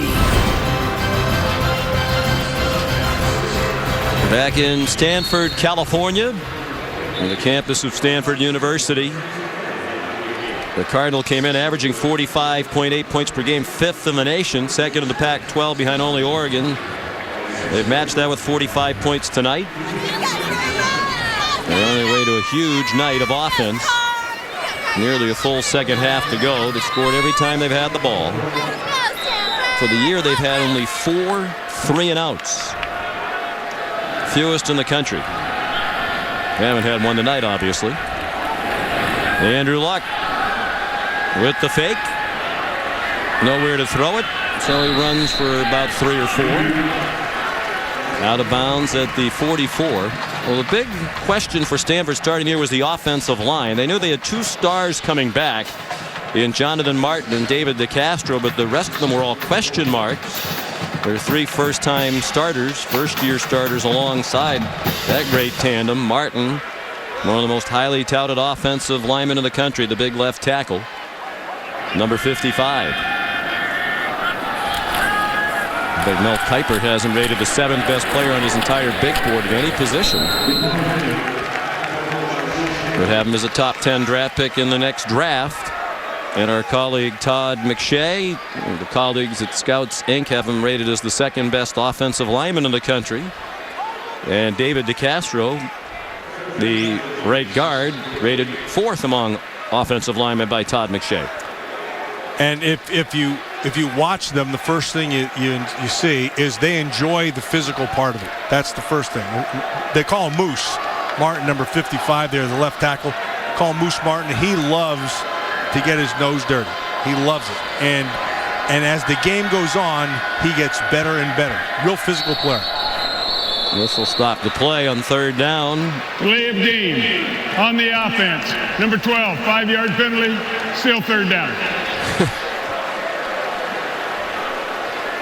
Andrew Luck, I guess that's part of what makes him great too. Mad at himself for allowing that play clock to run down. Yeah, they call Martin Moose because he was 180 pounds playing flag football in the 5th grade. That's when he got the nickname. And he's still a large man. Lombardi Award candidate certainly, and an Outland Trophy candidate. Out of Los Angeles.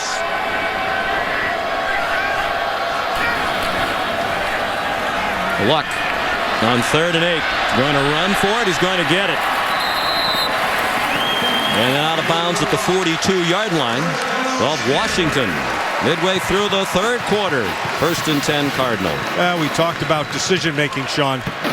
And he sees the coverage. He sees that it's man-to-man. He knows that the defender's backs are to him. Once you get to the green and the outside, just get the first. Another play of double digits. That's a 15-yard run by Luck.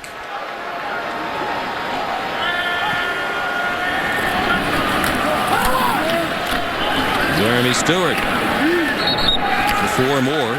You know, we talk about Andrew Luck so much, and I really, when I watch him, when I look at him, I do think back to Jim Plunkett.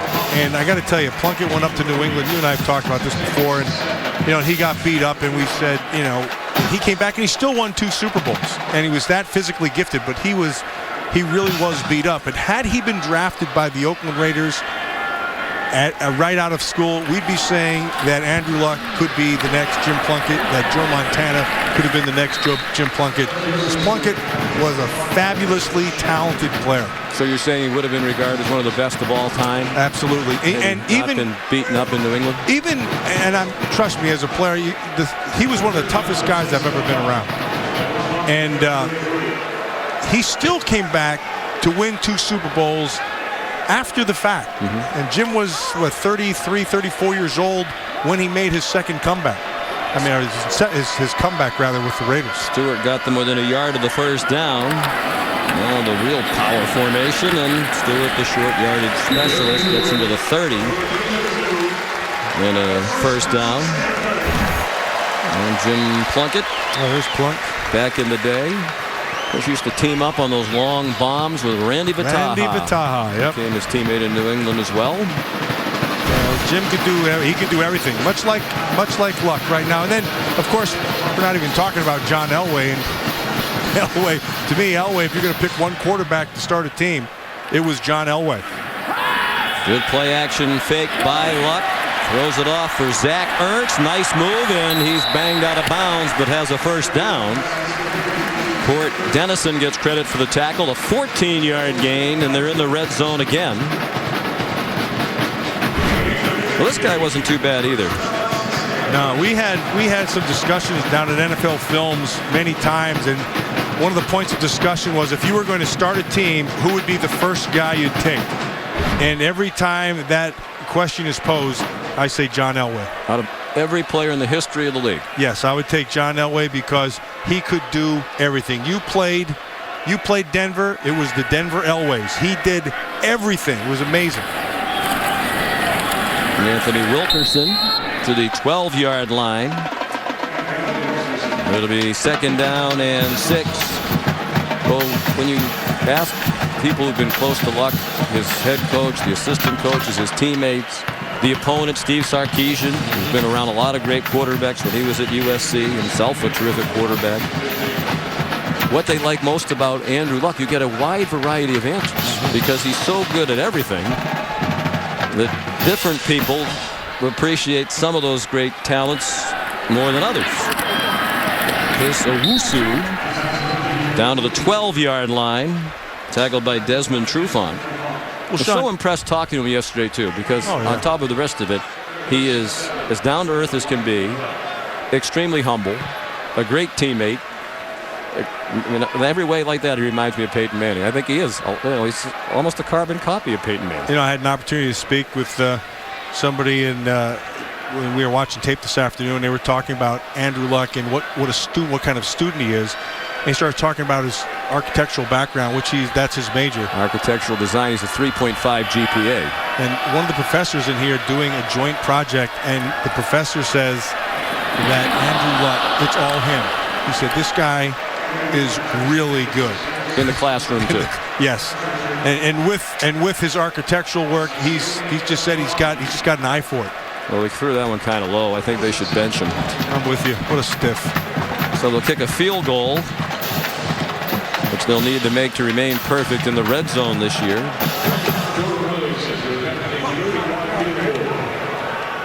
David Shaw has such great appreciation for Luck, and he knows what it's like to be a student athlete here at Stanford. Jordan Williamson's field goal good from 30 yards. 48-14 Stanford late in the third quarter.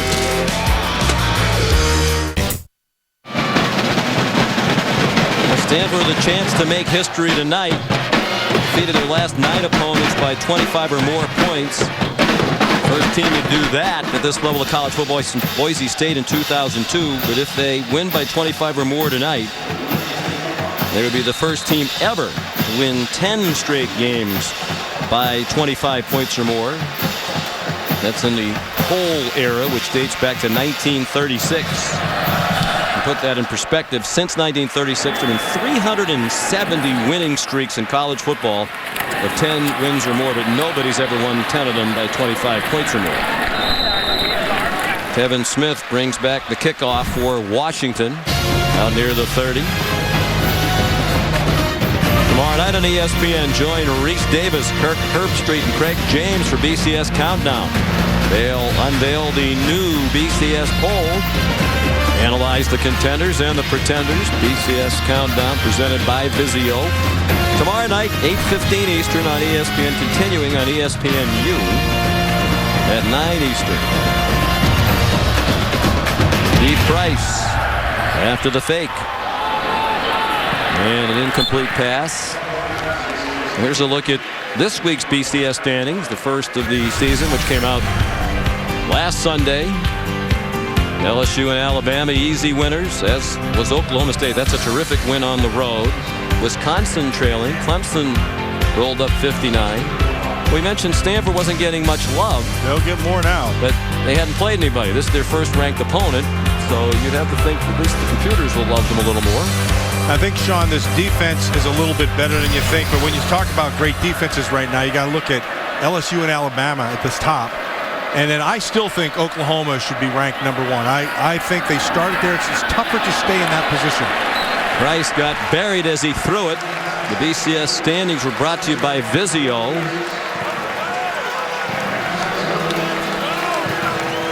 Lake Looters applied the pressure. Max Bergen coming there as well. Washington had high hopes that it was going to be a great night. It's not going to be.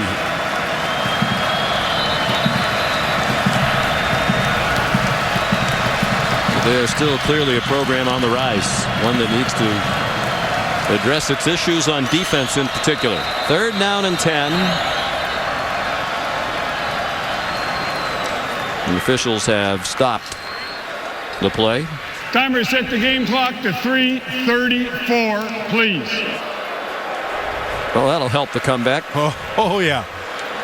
You know, speaking of the comeback, they're obviously it's 48-14. So you're past the embarrassment stage. So Sean, offensively, they need to go hurry up and try to do something. At least give themselves a chance, if they can do anything, take advantage of the quick pace and try to use it to their advantage. The pressure even with a 3-man rush, and finally Price had to throw it away. And there's no place to throw the football there. That's just good coverage. You say 3, that means there's 8 behind it. Usually they go 5 under and 3 deep, and so you're taking all the short stuff away and forcing it down the field. He couldn't find anything. Well, we wondered about the Stanford defense, the great stats we mentioned at the top of the telecast, leading in 7 different categories in the Pac-12 in team defense, among the national leaders in many. But again, you wondered, was it a product of the soft schedule? Well, they played a very good offense tonight, and they've held a Washington team averaging 37 points per game to 14. Well, what stood out immediately was they got pressure with just 4 people. And they kept on coming in. Sean, they were aggressive with it, too. I mean, they called an aggressive game. They brought blitzes with their corners. They brought blitzes with their linebackers, safeties. They weren't afraid to do it. They trust their coverage down the field. It's just an impressive show here tonight. Now, part of it is Washington defensively was not that good, so they couldn't stop them. But I expected more out of Washington's offensive line against the Stanford front. After a 37-yard punt by Will Mahan, a fair catch by Drew Terrell. 1st and 10, Stanford again. Blitz comes, no problem for Luck. He wasn't on the same page with his roommate Griff Whalen. And it's an incomplete pass. Now here's a couple things that when you watch them and you talk about Andrew Luck, and people are sitting at home, they're like, enough already with this Luck stuff. But their receivers do not do a great job of getting separation. And so when that happens, it's incumbent upon the quarterback to throw into really tight windows. And they're fortunate that they have a guy who can do that. Yeah, it looks like goal line and short yardage offense almost all the way up the field. Very tightly bunched offense. As you say, wide receiver is really not a big part of it, which in this day and age is unusual. Give 12 the trophy. Yeah, I mean, he's the best player in the country. You know, you don't really appreciate it until you study him. And he's not going to have as big a numbers as others because they've been blowing teams out. But I'll tell you, when you study him and you see all the things he does, I mean, it's innate. It's natural for him. He's thrown for just 125 yards, which is his season low. He was pressured that time. Are they going to have to punt? My goodness, they will. First 3 and out tonight, first punt of the night. Here's Joe Tessitore's Heismanology poll. He polls all of us at ESPN who have a Heisman Trophy vote. And Andrew Luck leads the poll. Russell Wilson, Trent Richardson, Robert Griffin III, and Kellen Moore. Of course, Luck was the Heisman Trophy runner-up last year to Cam Newton. Well, they have a penalty on the punt, and of course they will. Full start on the offense. 5-yard penalty, still 4th down. They never do this, so Exactly. They might have a little trouble in the execution of the punt. You know, Sean, the game that's going to be a humdinger is Stanford, Oregon. And that's when Andrew Luck is going to have to be all of Andrew Luck. They're going to need all the points they can get because not only do you have to go against an offense that can score a lot of points, they do it fast, so you have to defend pace. And Andrew Luck is going to have to put a lot of points up on the board in that one. Yeah, the first 6 games were soft on their schedule. The iron is the rest of the way. At USC, up to Oregon State, having a disappointing year, but then Oregon, Cal, and Notre Dame, all of them here. And that Oregon game will be one of the biggest of the year in all of college football. In all likelihood, the game of the year in the Pac-12, divided into 2 divisions now, North and South. And there will be a championship game on December 2nd. USC is pretty much beating up Notre Dame right now, 31-17 or something like that. They're legit. Yeah. And Matt Barkley's a heck of a player. There's David Green again. Robert Woods also the receiver. It's the 16th punt of the year. Casey Williams brings it back for Washington to the 44. 40-yard punt, 7-yard return. They said Green only punted about 12 times in high school. He was on a powerful high school team in Mission Viejo, California. He has the cushiest job ever, high school and college. Said I probably punted about 12 times in high school. It was enough to be a very highly rated national punting prospect. Now a fifth-year senior here at Stanford. Keith Price out for Aguilar. He's pulled down inbounds by Barry Browning. Gain of 3. Time for our Pac-12 conference update, brought to you by Dr. Pepper 10. Stanford and Oregon remain undefeated in the North. Washington about to take its first conference loss. They'll go to 5-2, barring a miracle here. The other loss at Nebraska. Sark's not going to like seeing us. Every time we see him, they got beat. And they give up a ton of points. This is the third game we've done the last 2 seasons. The last 2 regular season games against Nebraska. On the offense, number 73, 5-yard penalty, still second down. They gave up more than 50 in each of those games, and they might well give up more than 50 again tonight. Drew Schaefer flagged for the penalty.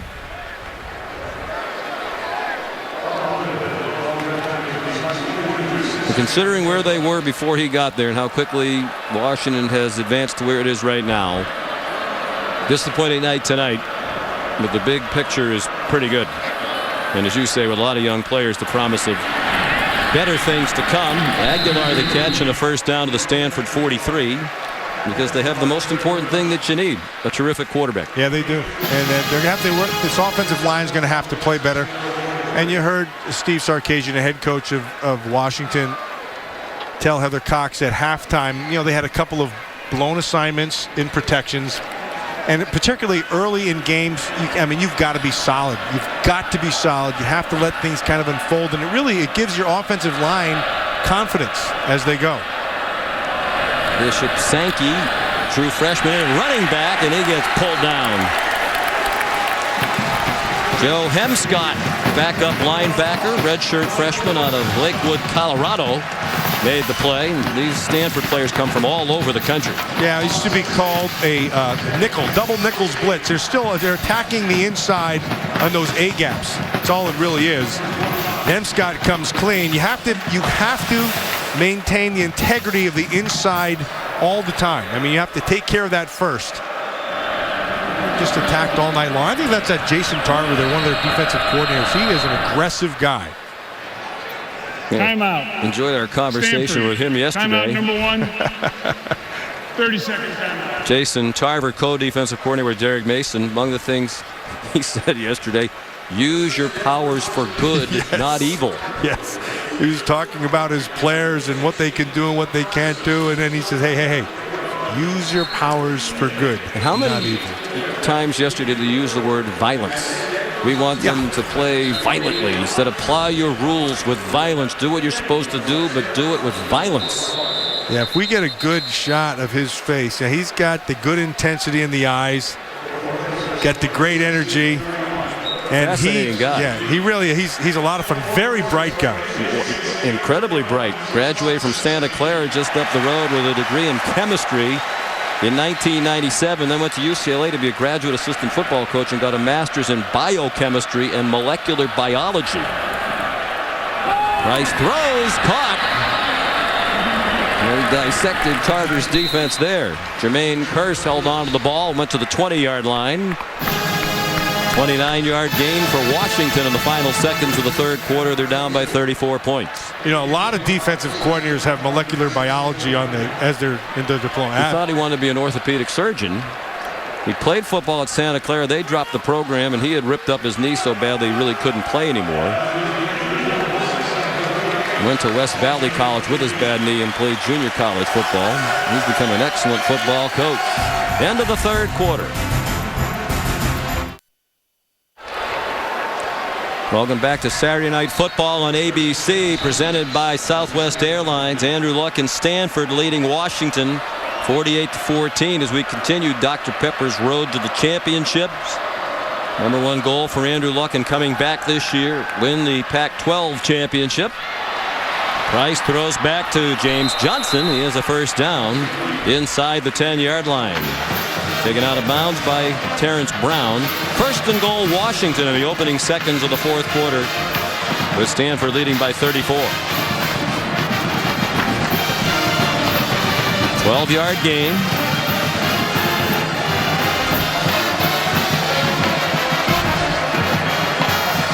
Two Washington touchdowns on 2 long runs by Chris Polk. They haven't scored from the red zone. They throw it out to Jermaine Kearse. Lost the football out of bounds. He did well to fend off some tacklers and get near the 5-yard line. Jordan Richards, Michael Thomas there.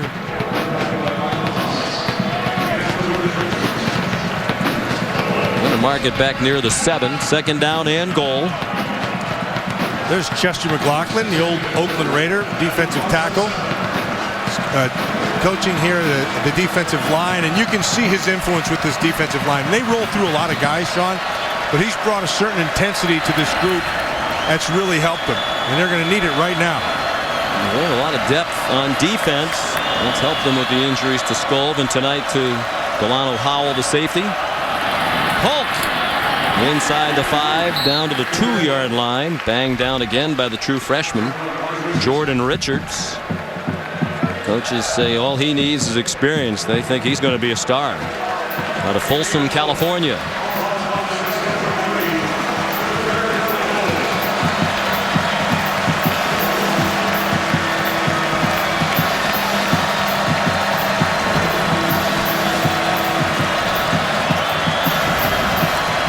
Third and goal for the Huskies.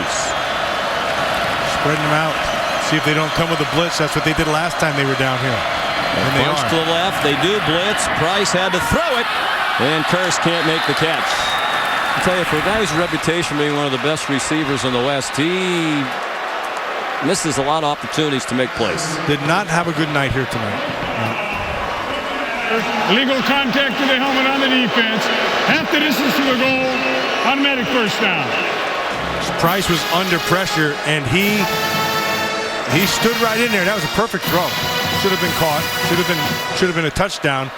And again, they come with pressure, unblocked off the edge.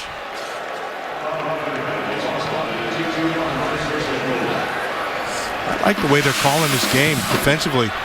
Stanford with Derek Mason. He makes all the calls. He and Tarver on the same page. 1st and goal after the penalty on Chase Thomas. Polk taken down at the line of scrimmage. For that first replay that we saw, which really focused on the drop by Kearse, didn't look like Thomas hit him in the head. And what's that? That's called the poor call. Chase Thomas played a heck of a game here tonight. Junior from Marietta, Georgia. Marietta, Georgia. And there's another streak on the line. 12 straight opponents held under 20. They're trying to extend that streak. And they will not if Stanford kicks the extra point. Washington kicks the extra point. Evan Hudson, his first career catch, and it goes for a touchdown. Redshirt freshman tight end from Bothell, Washington, just outside Seattle. Well, he had his choice on this one. Hudson's in the back of the end zone. He's got all 3 levels covered. Could have had Safarian Jenkins right in front of him, and also Kevin Smith. The extra point good. It's 48-21 after a 56-yard drive.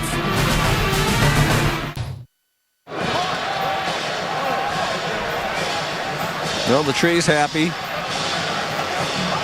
It's deciduous. Is that happy? Yeah, it's a broadleaf tree, not a conifer. Are deciduous trees typically happy? Yeah, pretty much. Yeah. You can tell by their bark. Derek Folks kickoff down to Ty Montgomery.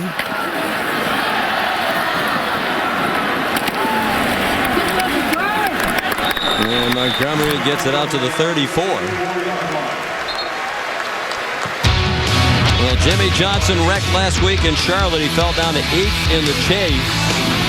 The 5-time defending NASCAR Sprint Cup champion in trouble now. Just 5 races to go. Can he bounce back? He needs a good performance tomorrow at Talladega with coverage starting on ESPN at 1 o'clock with NASCAR Countdown presented by Napa. After the terrible tragedy with the IndyCar racing and the death of Dan Weldon and that awful crash in Las Vegas, let's say a prayer that all of those gentlemen make it around the track safely tomorrow. Anthony Wilkerson gets 10 and a first down on the first play of this drive. Here's Kevin Connors.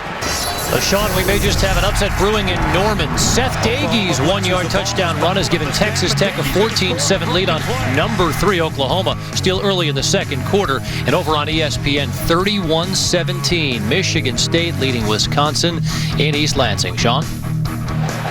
Wow. Good defense by Michigan State. We said last week, Sean, if you can throw, you had a chance to beat Wisconsin. And Wisconsin, another team that really hadn't played anybody yet. No offense to Nebraska. I mean, Nebraska is a very good team. That was a home game. Their schedule otherwise pretty favorable. Griff Whalen the catch to the 38-yard line. Banged down by Sean Parker. There's Sean up by 27. I'm surprised to see Andrew Luck in there. And having said that, that ball had some zip on it. And he can throw, like, remember I mentioned earlier about changing the velocity on his throws?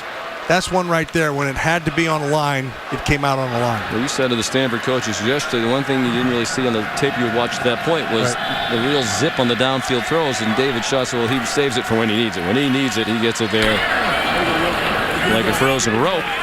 Anthony Wilkerson down to the 34-yard line. That's why I think that Oregon game, you're going to see all of what Andrew Luck has to bring to the table. Because they're going to need points. And they're going to need to trust their quarterback in that one because Oregon's going to score in this group.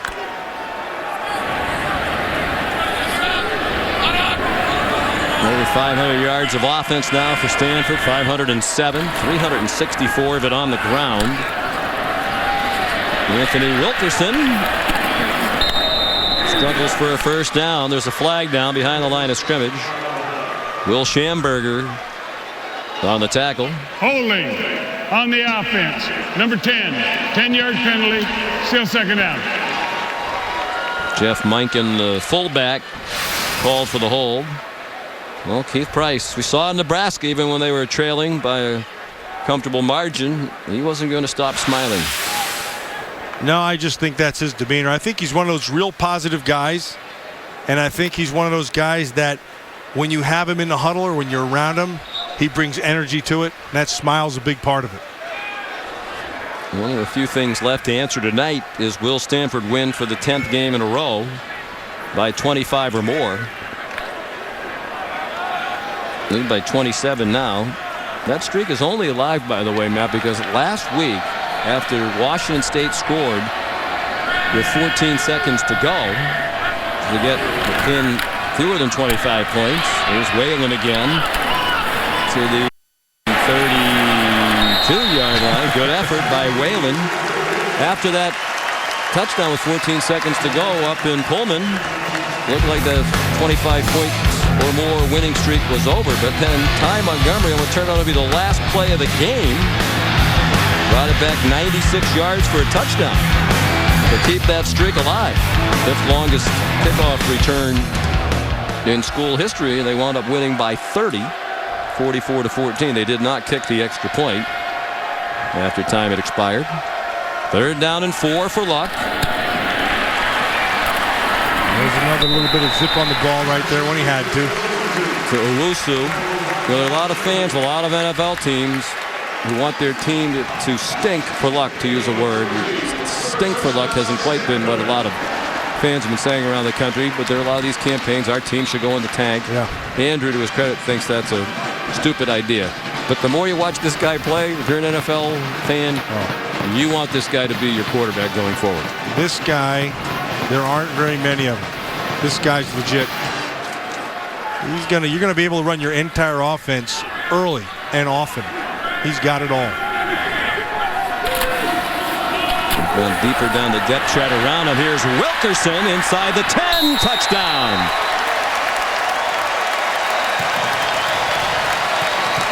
You know, Sean, if we had to pick an MVP of this game, though, Andrew Luck, you know, he played a nice game. The running backs have played a nice game, but it's this offensive line. They have dominated all the way from the first quarter all the way through. And they have not relented. Even with some backups in the game, you saw a big 76. Kevin Danzer pulling to help lead the way for Wilkerson. Second rushing touchdown of the year for the sophomore. 55 points now for Stanford, 2 under their season high of 57 in their opener against San Jose State.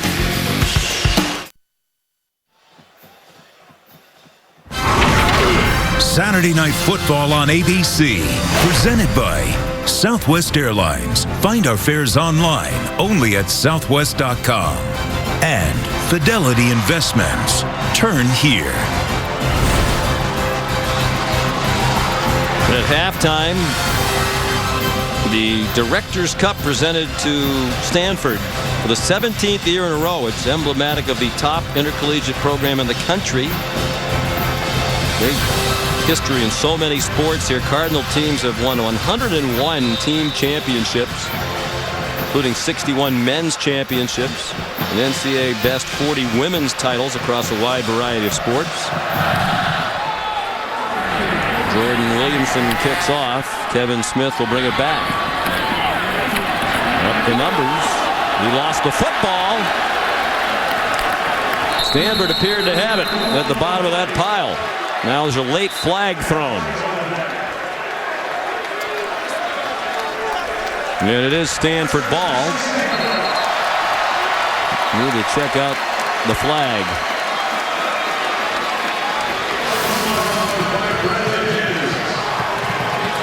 Ball security. Looks like he just got a hit, got his helmet right on the lower part of that ball. After the play, personal foul on the kicking team, number 42. 15-yard penalty, down will be 1. Corey Gatewood, backup wide receiver, recovered the fumble. He said against the kicking team, but they started to step it off against Washington, which was the receiving team, and it is against Washington. They're going to move the ball down to the 20. Meanwhile, the night is over for Andrew Luck. He threw for 169 yards tonight, on a night when they dominated on the ground game. So there's Brett Nottingham, redshirt freshman, seeing action now for the 5th time in Stanford's 7 games this season. They've been comfortably ahead so often. Well, they'll try to add this last 20 yards onto their rushing total. Try to go over 400 for the night. 4 out of 6 passing this year. Probably a steady stream of handoffs. Anthony Wilkerson down to the 16-yard line. Here's Kevin Connors. Sean, over on ESPN, the Badgers will not go away, down 31-17. And East Lansing Heisman candidate Russell Wilson called his own number, 22 yards. It is a 31-24 game. And looky here, Texas Tech, a 21-7 lead on number 3 Oklahoma, Sean.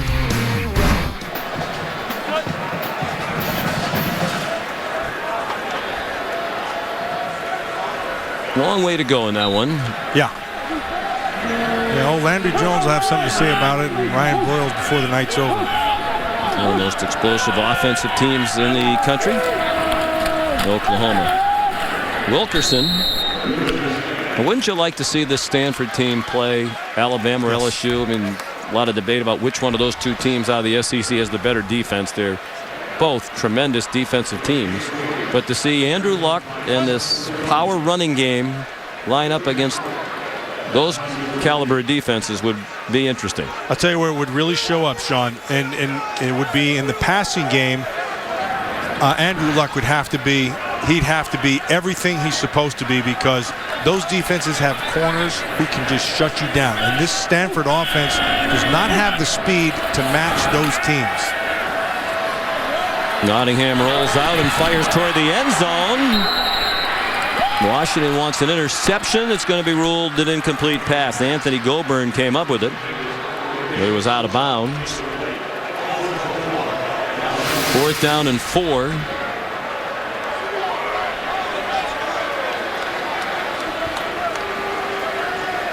The official was right there. See the official right there. He has a great view of the whole thing. Looked like the ball might hit the ground too. Looks like Stanford's going to go for it on 4th down and 4. Goburn's hollering toward the sideline. He might want a challenge here. Washington's called a timeout. Midway through the 4th quarter, we'll step aside with Stanford leading 55-21.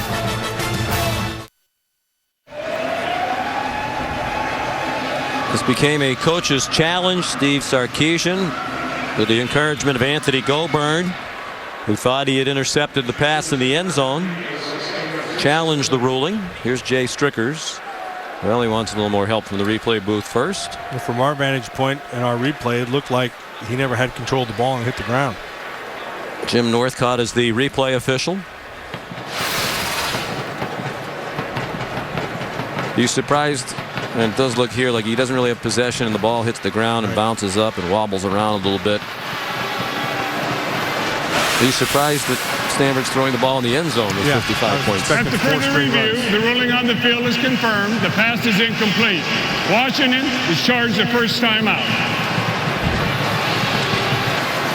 Meanwhile, David Shaw's team tonight, primarily leaning on the running game, still has had 21 plays from scrimmage of 10 yards or more out of 59 plays. So on 36% of their plays from scrimmage, they've gained at least 10 yards. Well, he's got it going here. Of course, he's the son of Willie Shaw, the longtime National Football League coach. Around for a long time. An excellent job of coaching. Nick coached 33 years. Many NFL teams. Had 2 stints here at Stanford. Was very nearly the head coach here at Stanford. Willie Shaw. Jordan Williamson kicks a 32-yard field goal to make it 58-21. But Willie Shaw thought he had the job, and then Bill Walsh said, "I'd like to come back to Stanford." That was a good choice. Stay tuned after our game tonight for your late local news on most of these ABC stations. On ESPN, you catch Sports Center.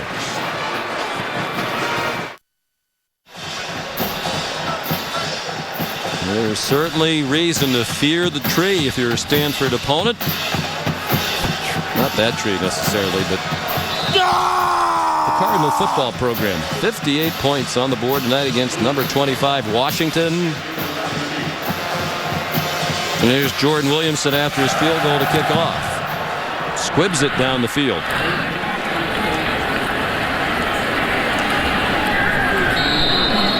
John Timu, the linebacker, brought it back. Take a look at the Pacific Life game summary. Brought to you by Pacific Life. Andrew Luck, well below his average per game, just 169 yards. Season lows in completions, attempts, and yards. But threw 2 touchdown passes. It was a night for the ground game. Stephon Taylor and Tyler Gaffney in particular. Now Nick Montana has come in as the quarterback for Washington. Jesse Calliard, the ball carrier, to the 50. And on a night we spent so much time talking about great quarterbacks, he's the son of Joe Montana in the conversation when you try to pick the best of all time. You said you'd take John Elway, but there are many who would take Joe Montana. Yeah, that's a tough one. Joe, I played with Joe, played against Joe. He did some things so effortlessly. He had probably the best vision of the field and anticipation maybe ever. Nick's a redshirt freshman. Hands it off to Callier, who's dropped for a loss. Back at the 47, here's Kevin. Sean, your AT&T All-America Player of the Week is Clemson QB Taj Boyd, 367 yards passing, 5 touchdowns. He also ran for a score in the Tigers' 59-31 win over North Carolina. Clemson is 8-0 for the first time since 2000. Text VOTE to 55862 from your mobile phone to vote and for a chance at a trip to the national championship. Sean? Well, a lot of people keep waiting for the shoe to drop with Clemson, but it isn't happening. I mean, a magical year. They come after Montana. Showing the poise of his dad. He's on target to Kason Williams for a first down to the Stanford 42-yard line. What if every storybook character you ever knew or you thought you knew was real from the writers of Lost, a series unlike anything you've ever seen on television, the ultimate battle between good and evil.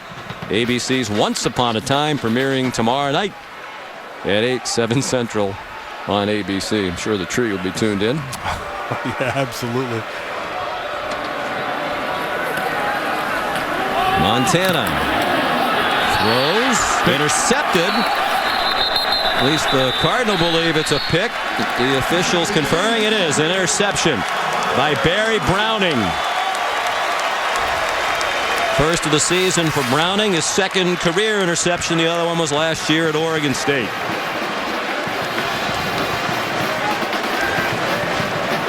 Yeah, just beat him to the spot. It was intended for Kason Williams. And a good break on the ball by Browning, who was a starter at the beginning of the year. Lost that job to Terrence Brown, but Browning still plays a lot. Well, they had only one interception all year. They got an interception return for a touchdown. And now another pick. Thomas returned one for a score. Second interception tonight for Stanford. Nottingham gave it off to Wilkerson. Ahead for 3. Here's Heather Cox.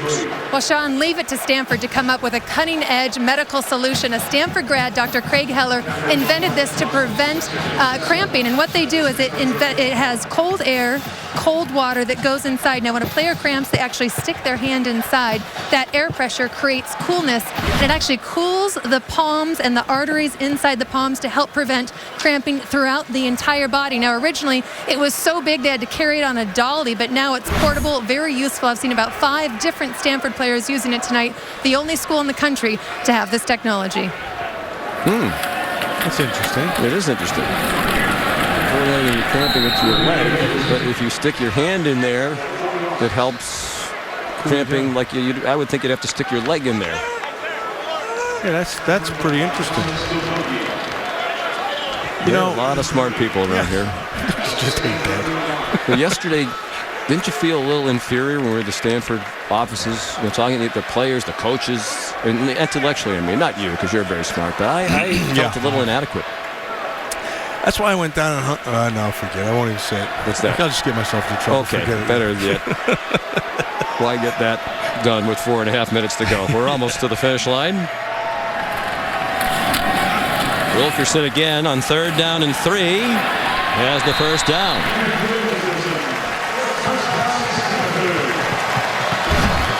Well, we mentioned the academic bent. A lot of people refer to the school as the Harvard of the West. This is this afternoon, about an hour and a half to kickoff. I've never seen this before. So many of the students were in the stadium with their computers. And did you see the name of that book? No. It looked like Infinite Reality. I don't even know what that means. Nor do I. And yesterday we talked to Mike Thomas. So I'm sorry I'm a little late. I was coming from class. What class was that? Greek art. Flags stop the play. False start on the offense, number 76. 5-yard penalty, still first down. You know, it's fun to be around a group of young people that are great thinkers like that. My oldest son Matthew, he went to Princeton, and he'd bring his guys home, and you'd start sitting around got talking that from like Patricia. Yeah, absolutely. Trust me on that one. But it's just, you know, they just always have just a kind of a different way to look at things. This group is no different. Wade Ward's in at fullback. He's listed as 4th on their depth chart, so they have gone deep down the bench. Wilkerson back to the line just across it. Tuesday night, don't miss an all-new episode of ABC's Last Man Standing, starring Tim Allen. See why it's Tuesday's #1 new comedy. It's man-tastic. It's man-fabulous. I'm just reading it, folks. It's Last Man Standing, Tuesday at 8 Eastern, 7 Central on ABC. There's Spock behind him.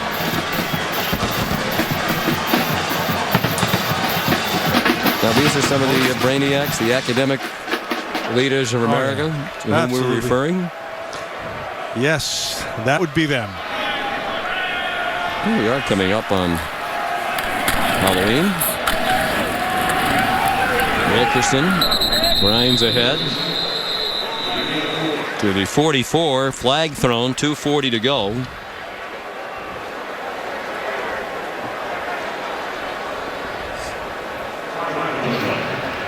Personal foul, face mask on the defense, number 39.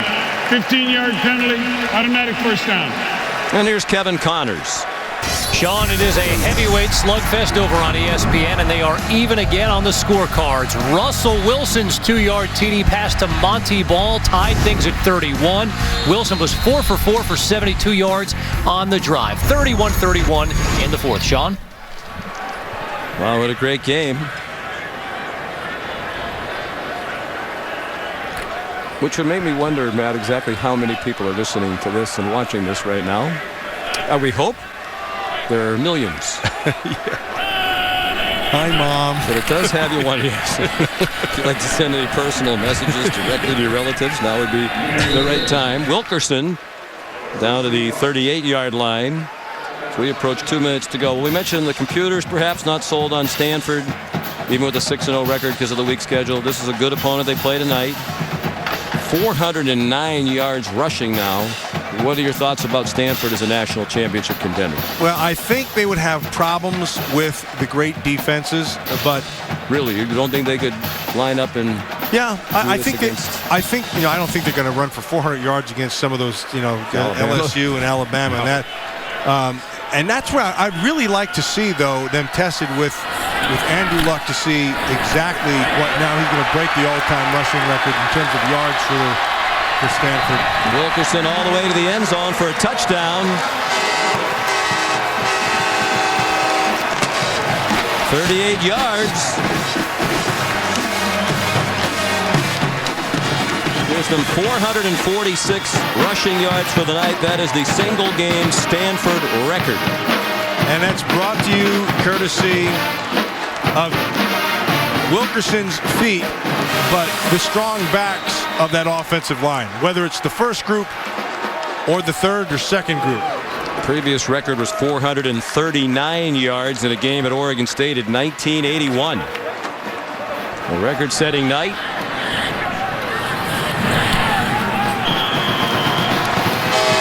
Extra point good by Williamson. So they've had 2 runners over 100 yards tonight, with Taylor 138, Gaffney 117, and now Wilkerson with 93 yards rushing.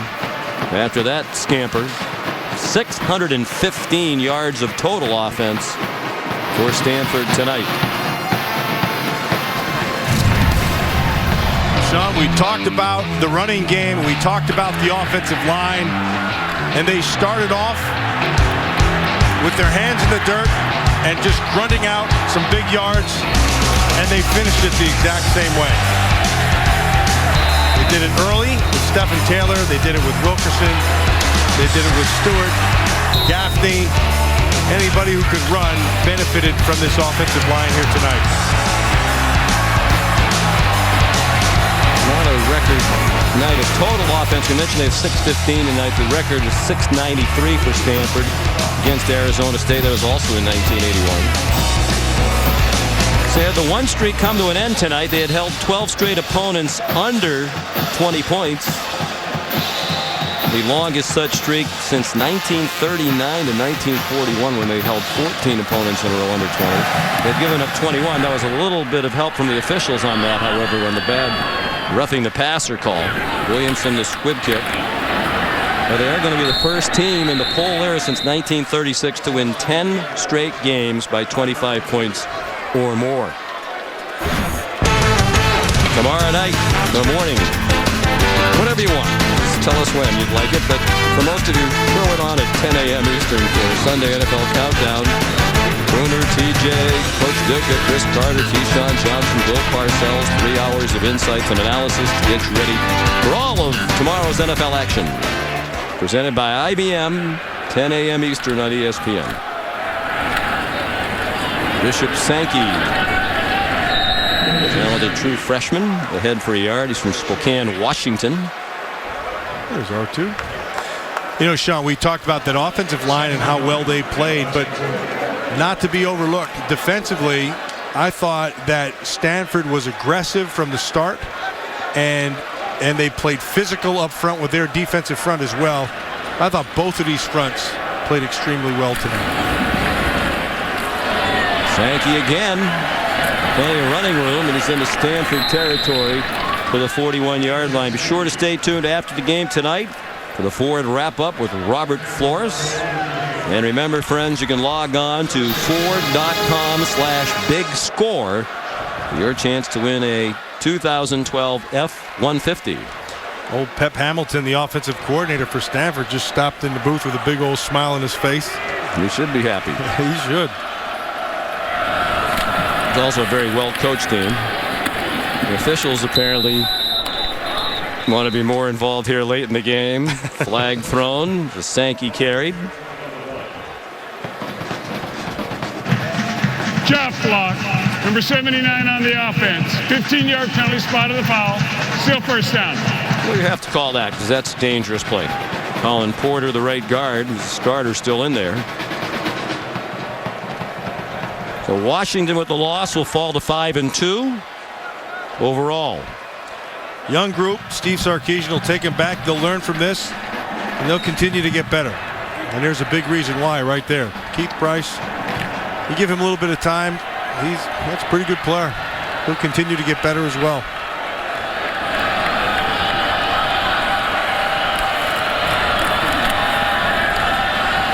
Bishop Sankey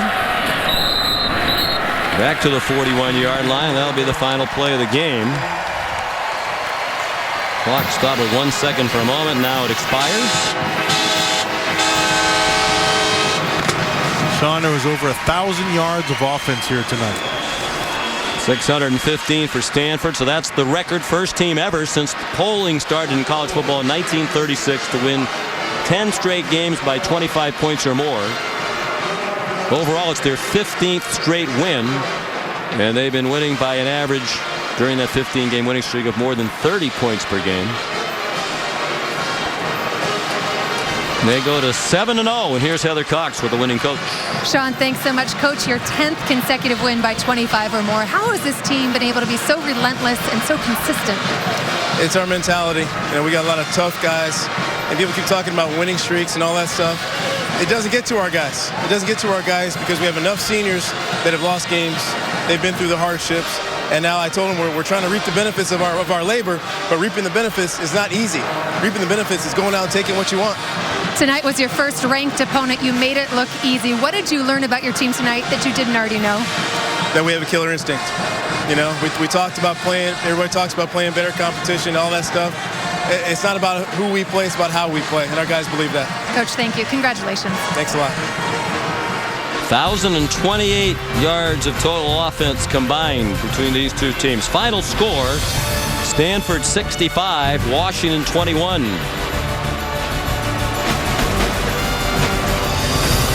Now for Matt Millen, Heather Cox, and our terrific ABC crew, led ably by our producer, Bo Garrett, and our director, Mike Roy. Sean McDonough saying so long from Stanford, California. Let's send you to Robert Flores and the Ford wrap-up.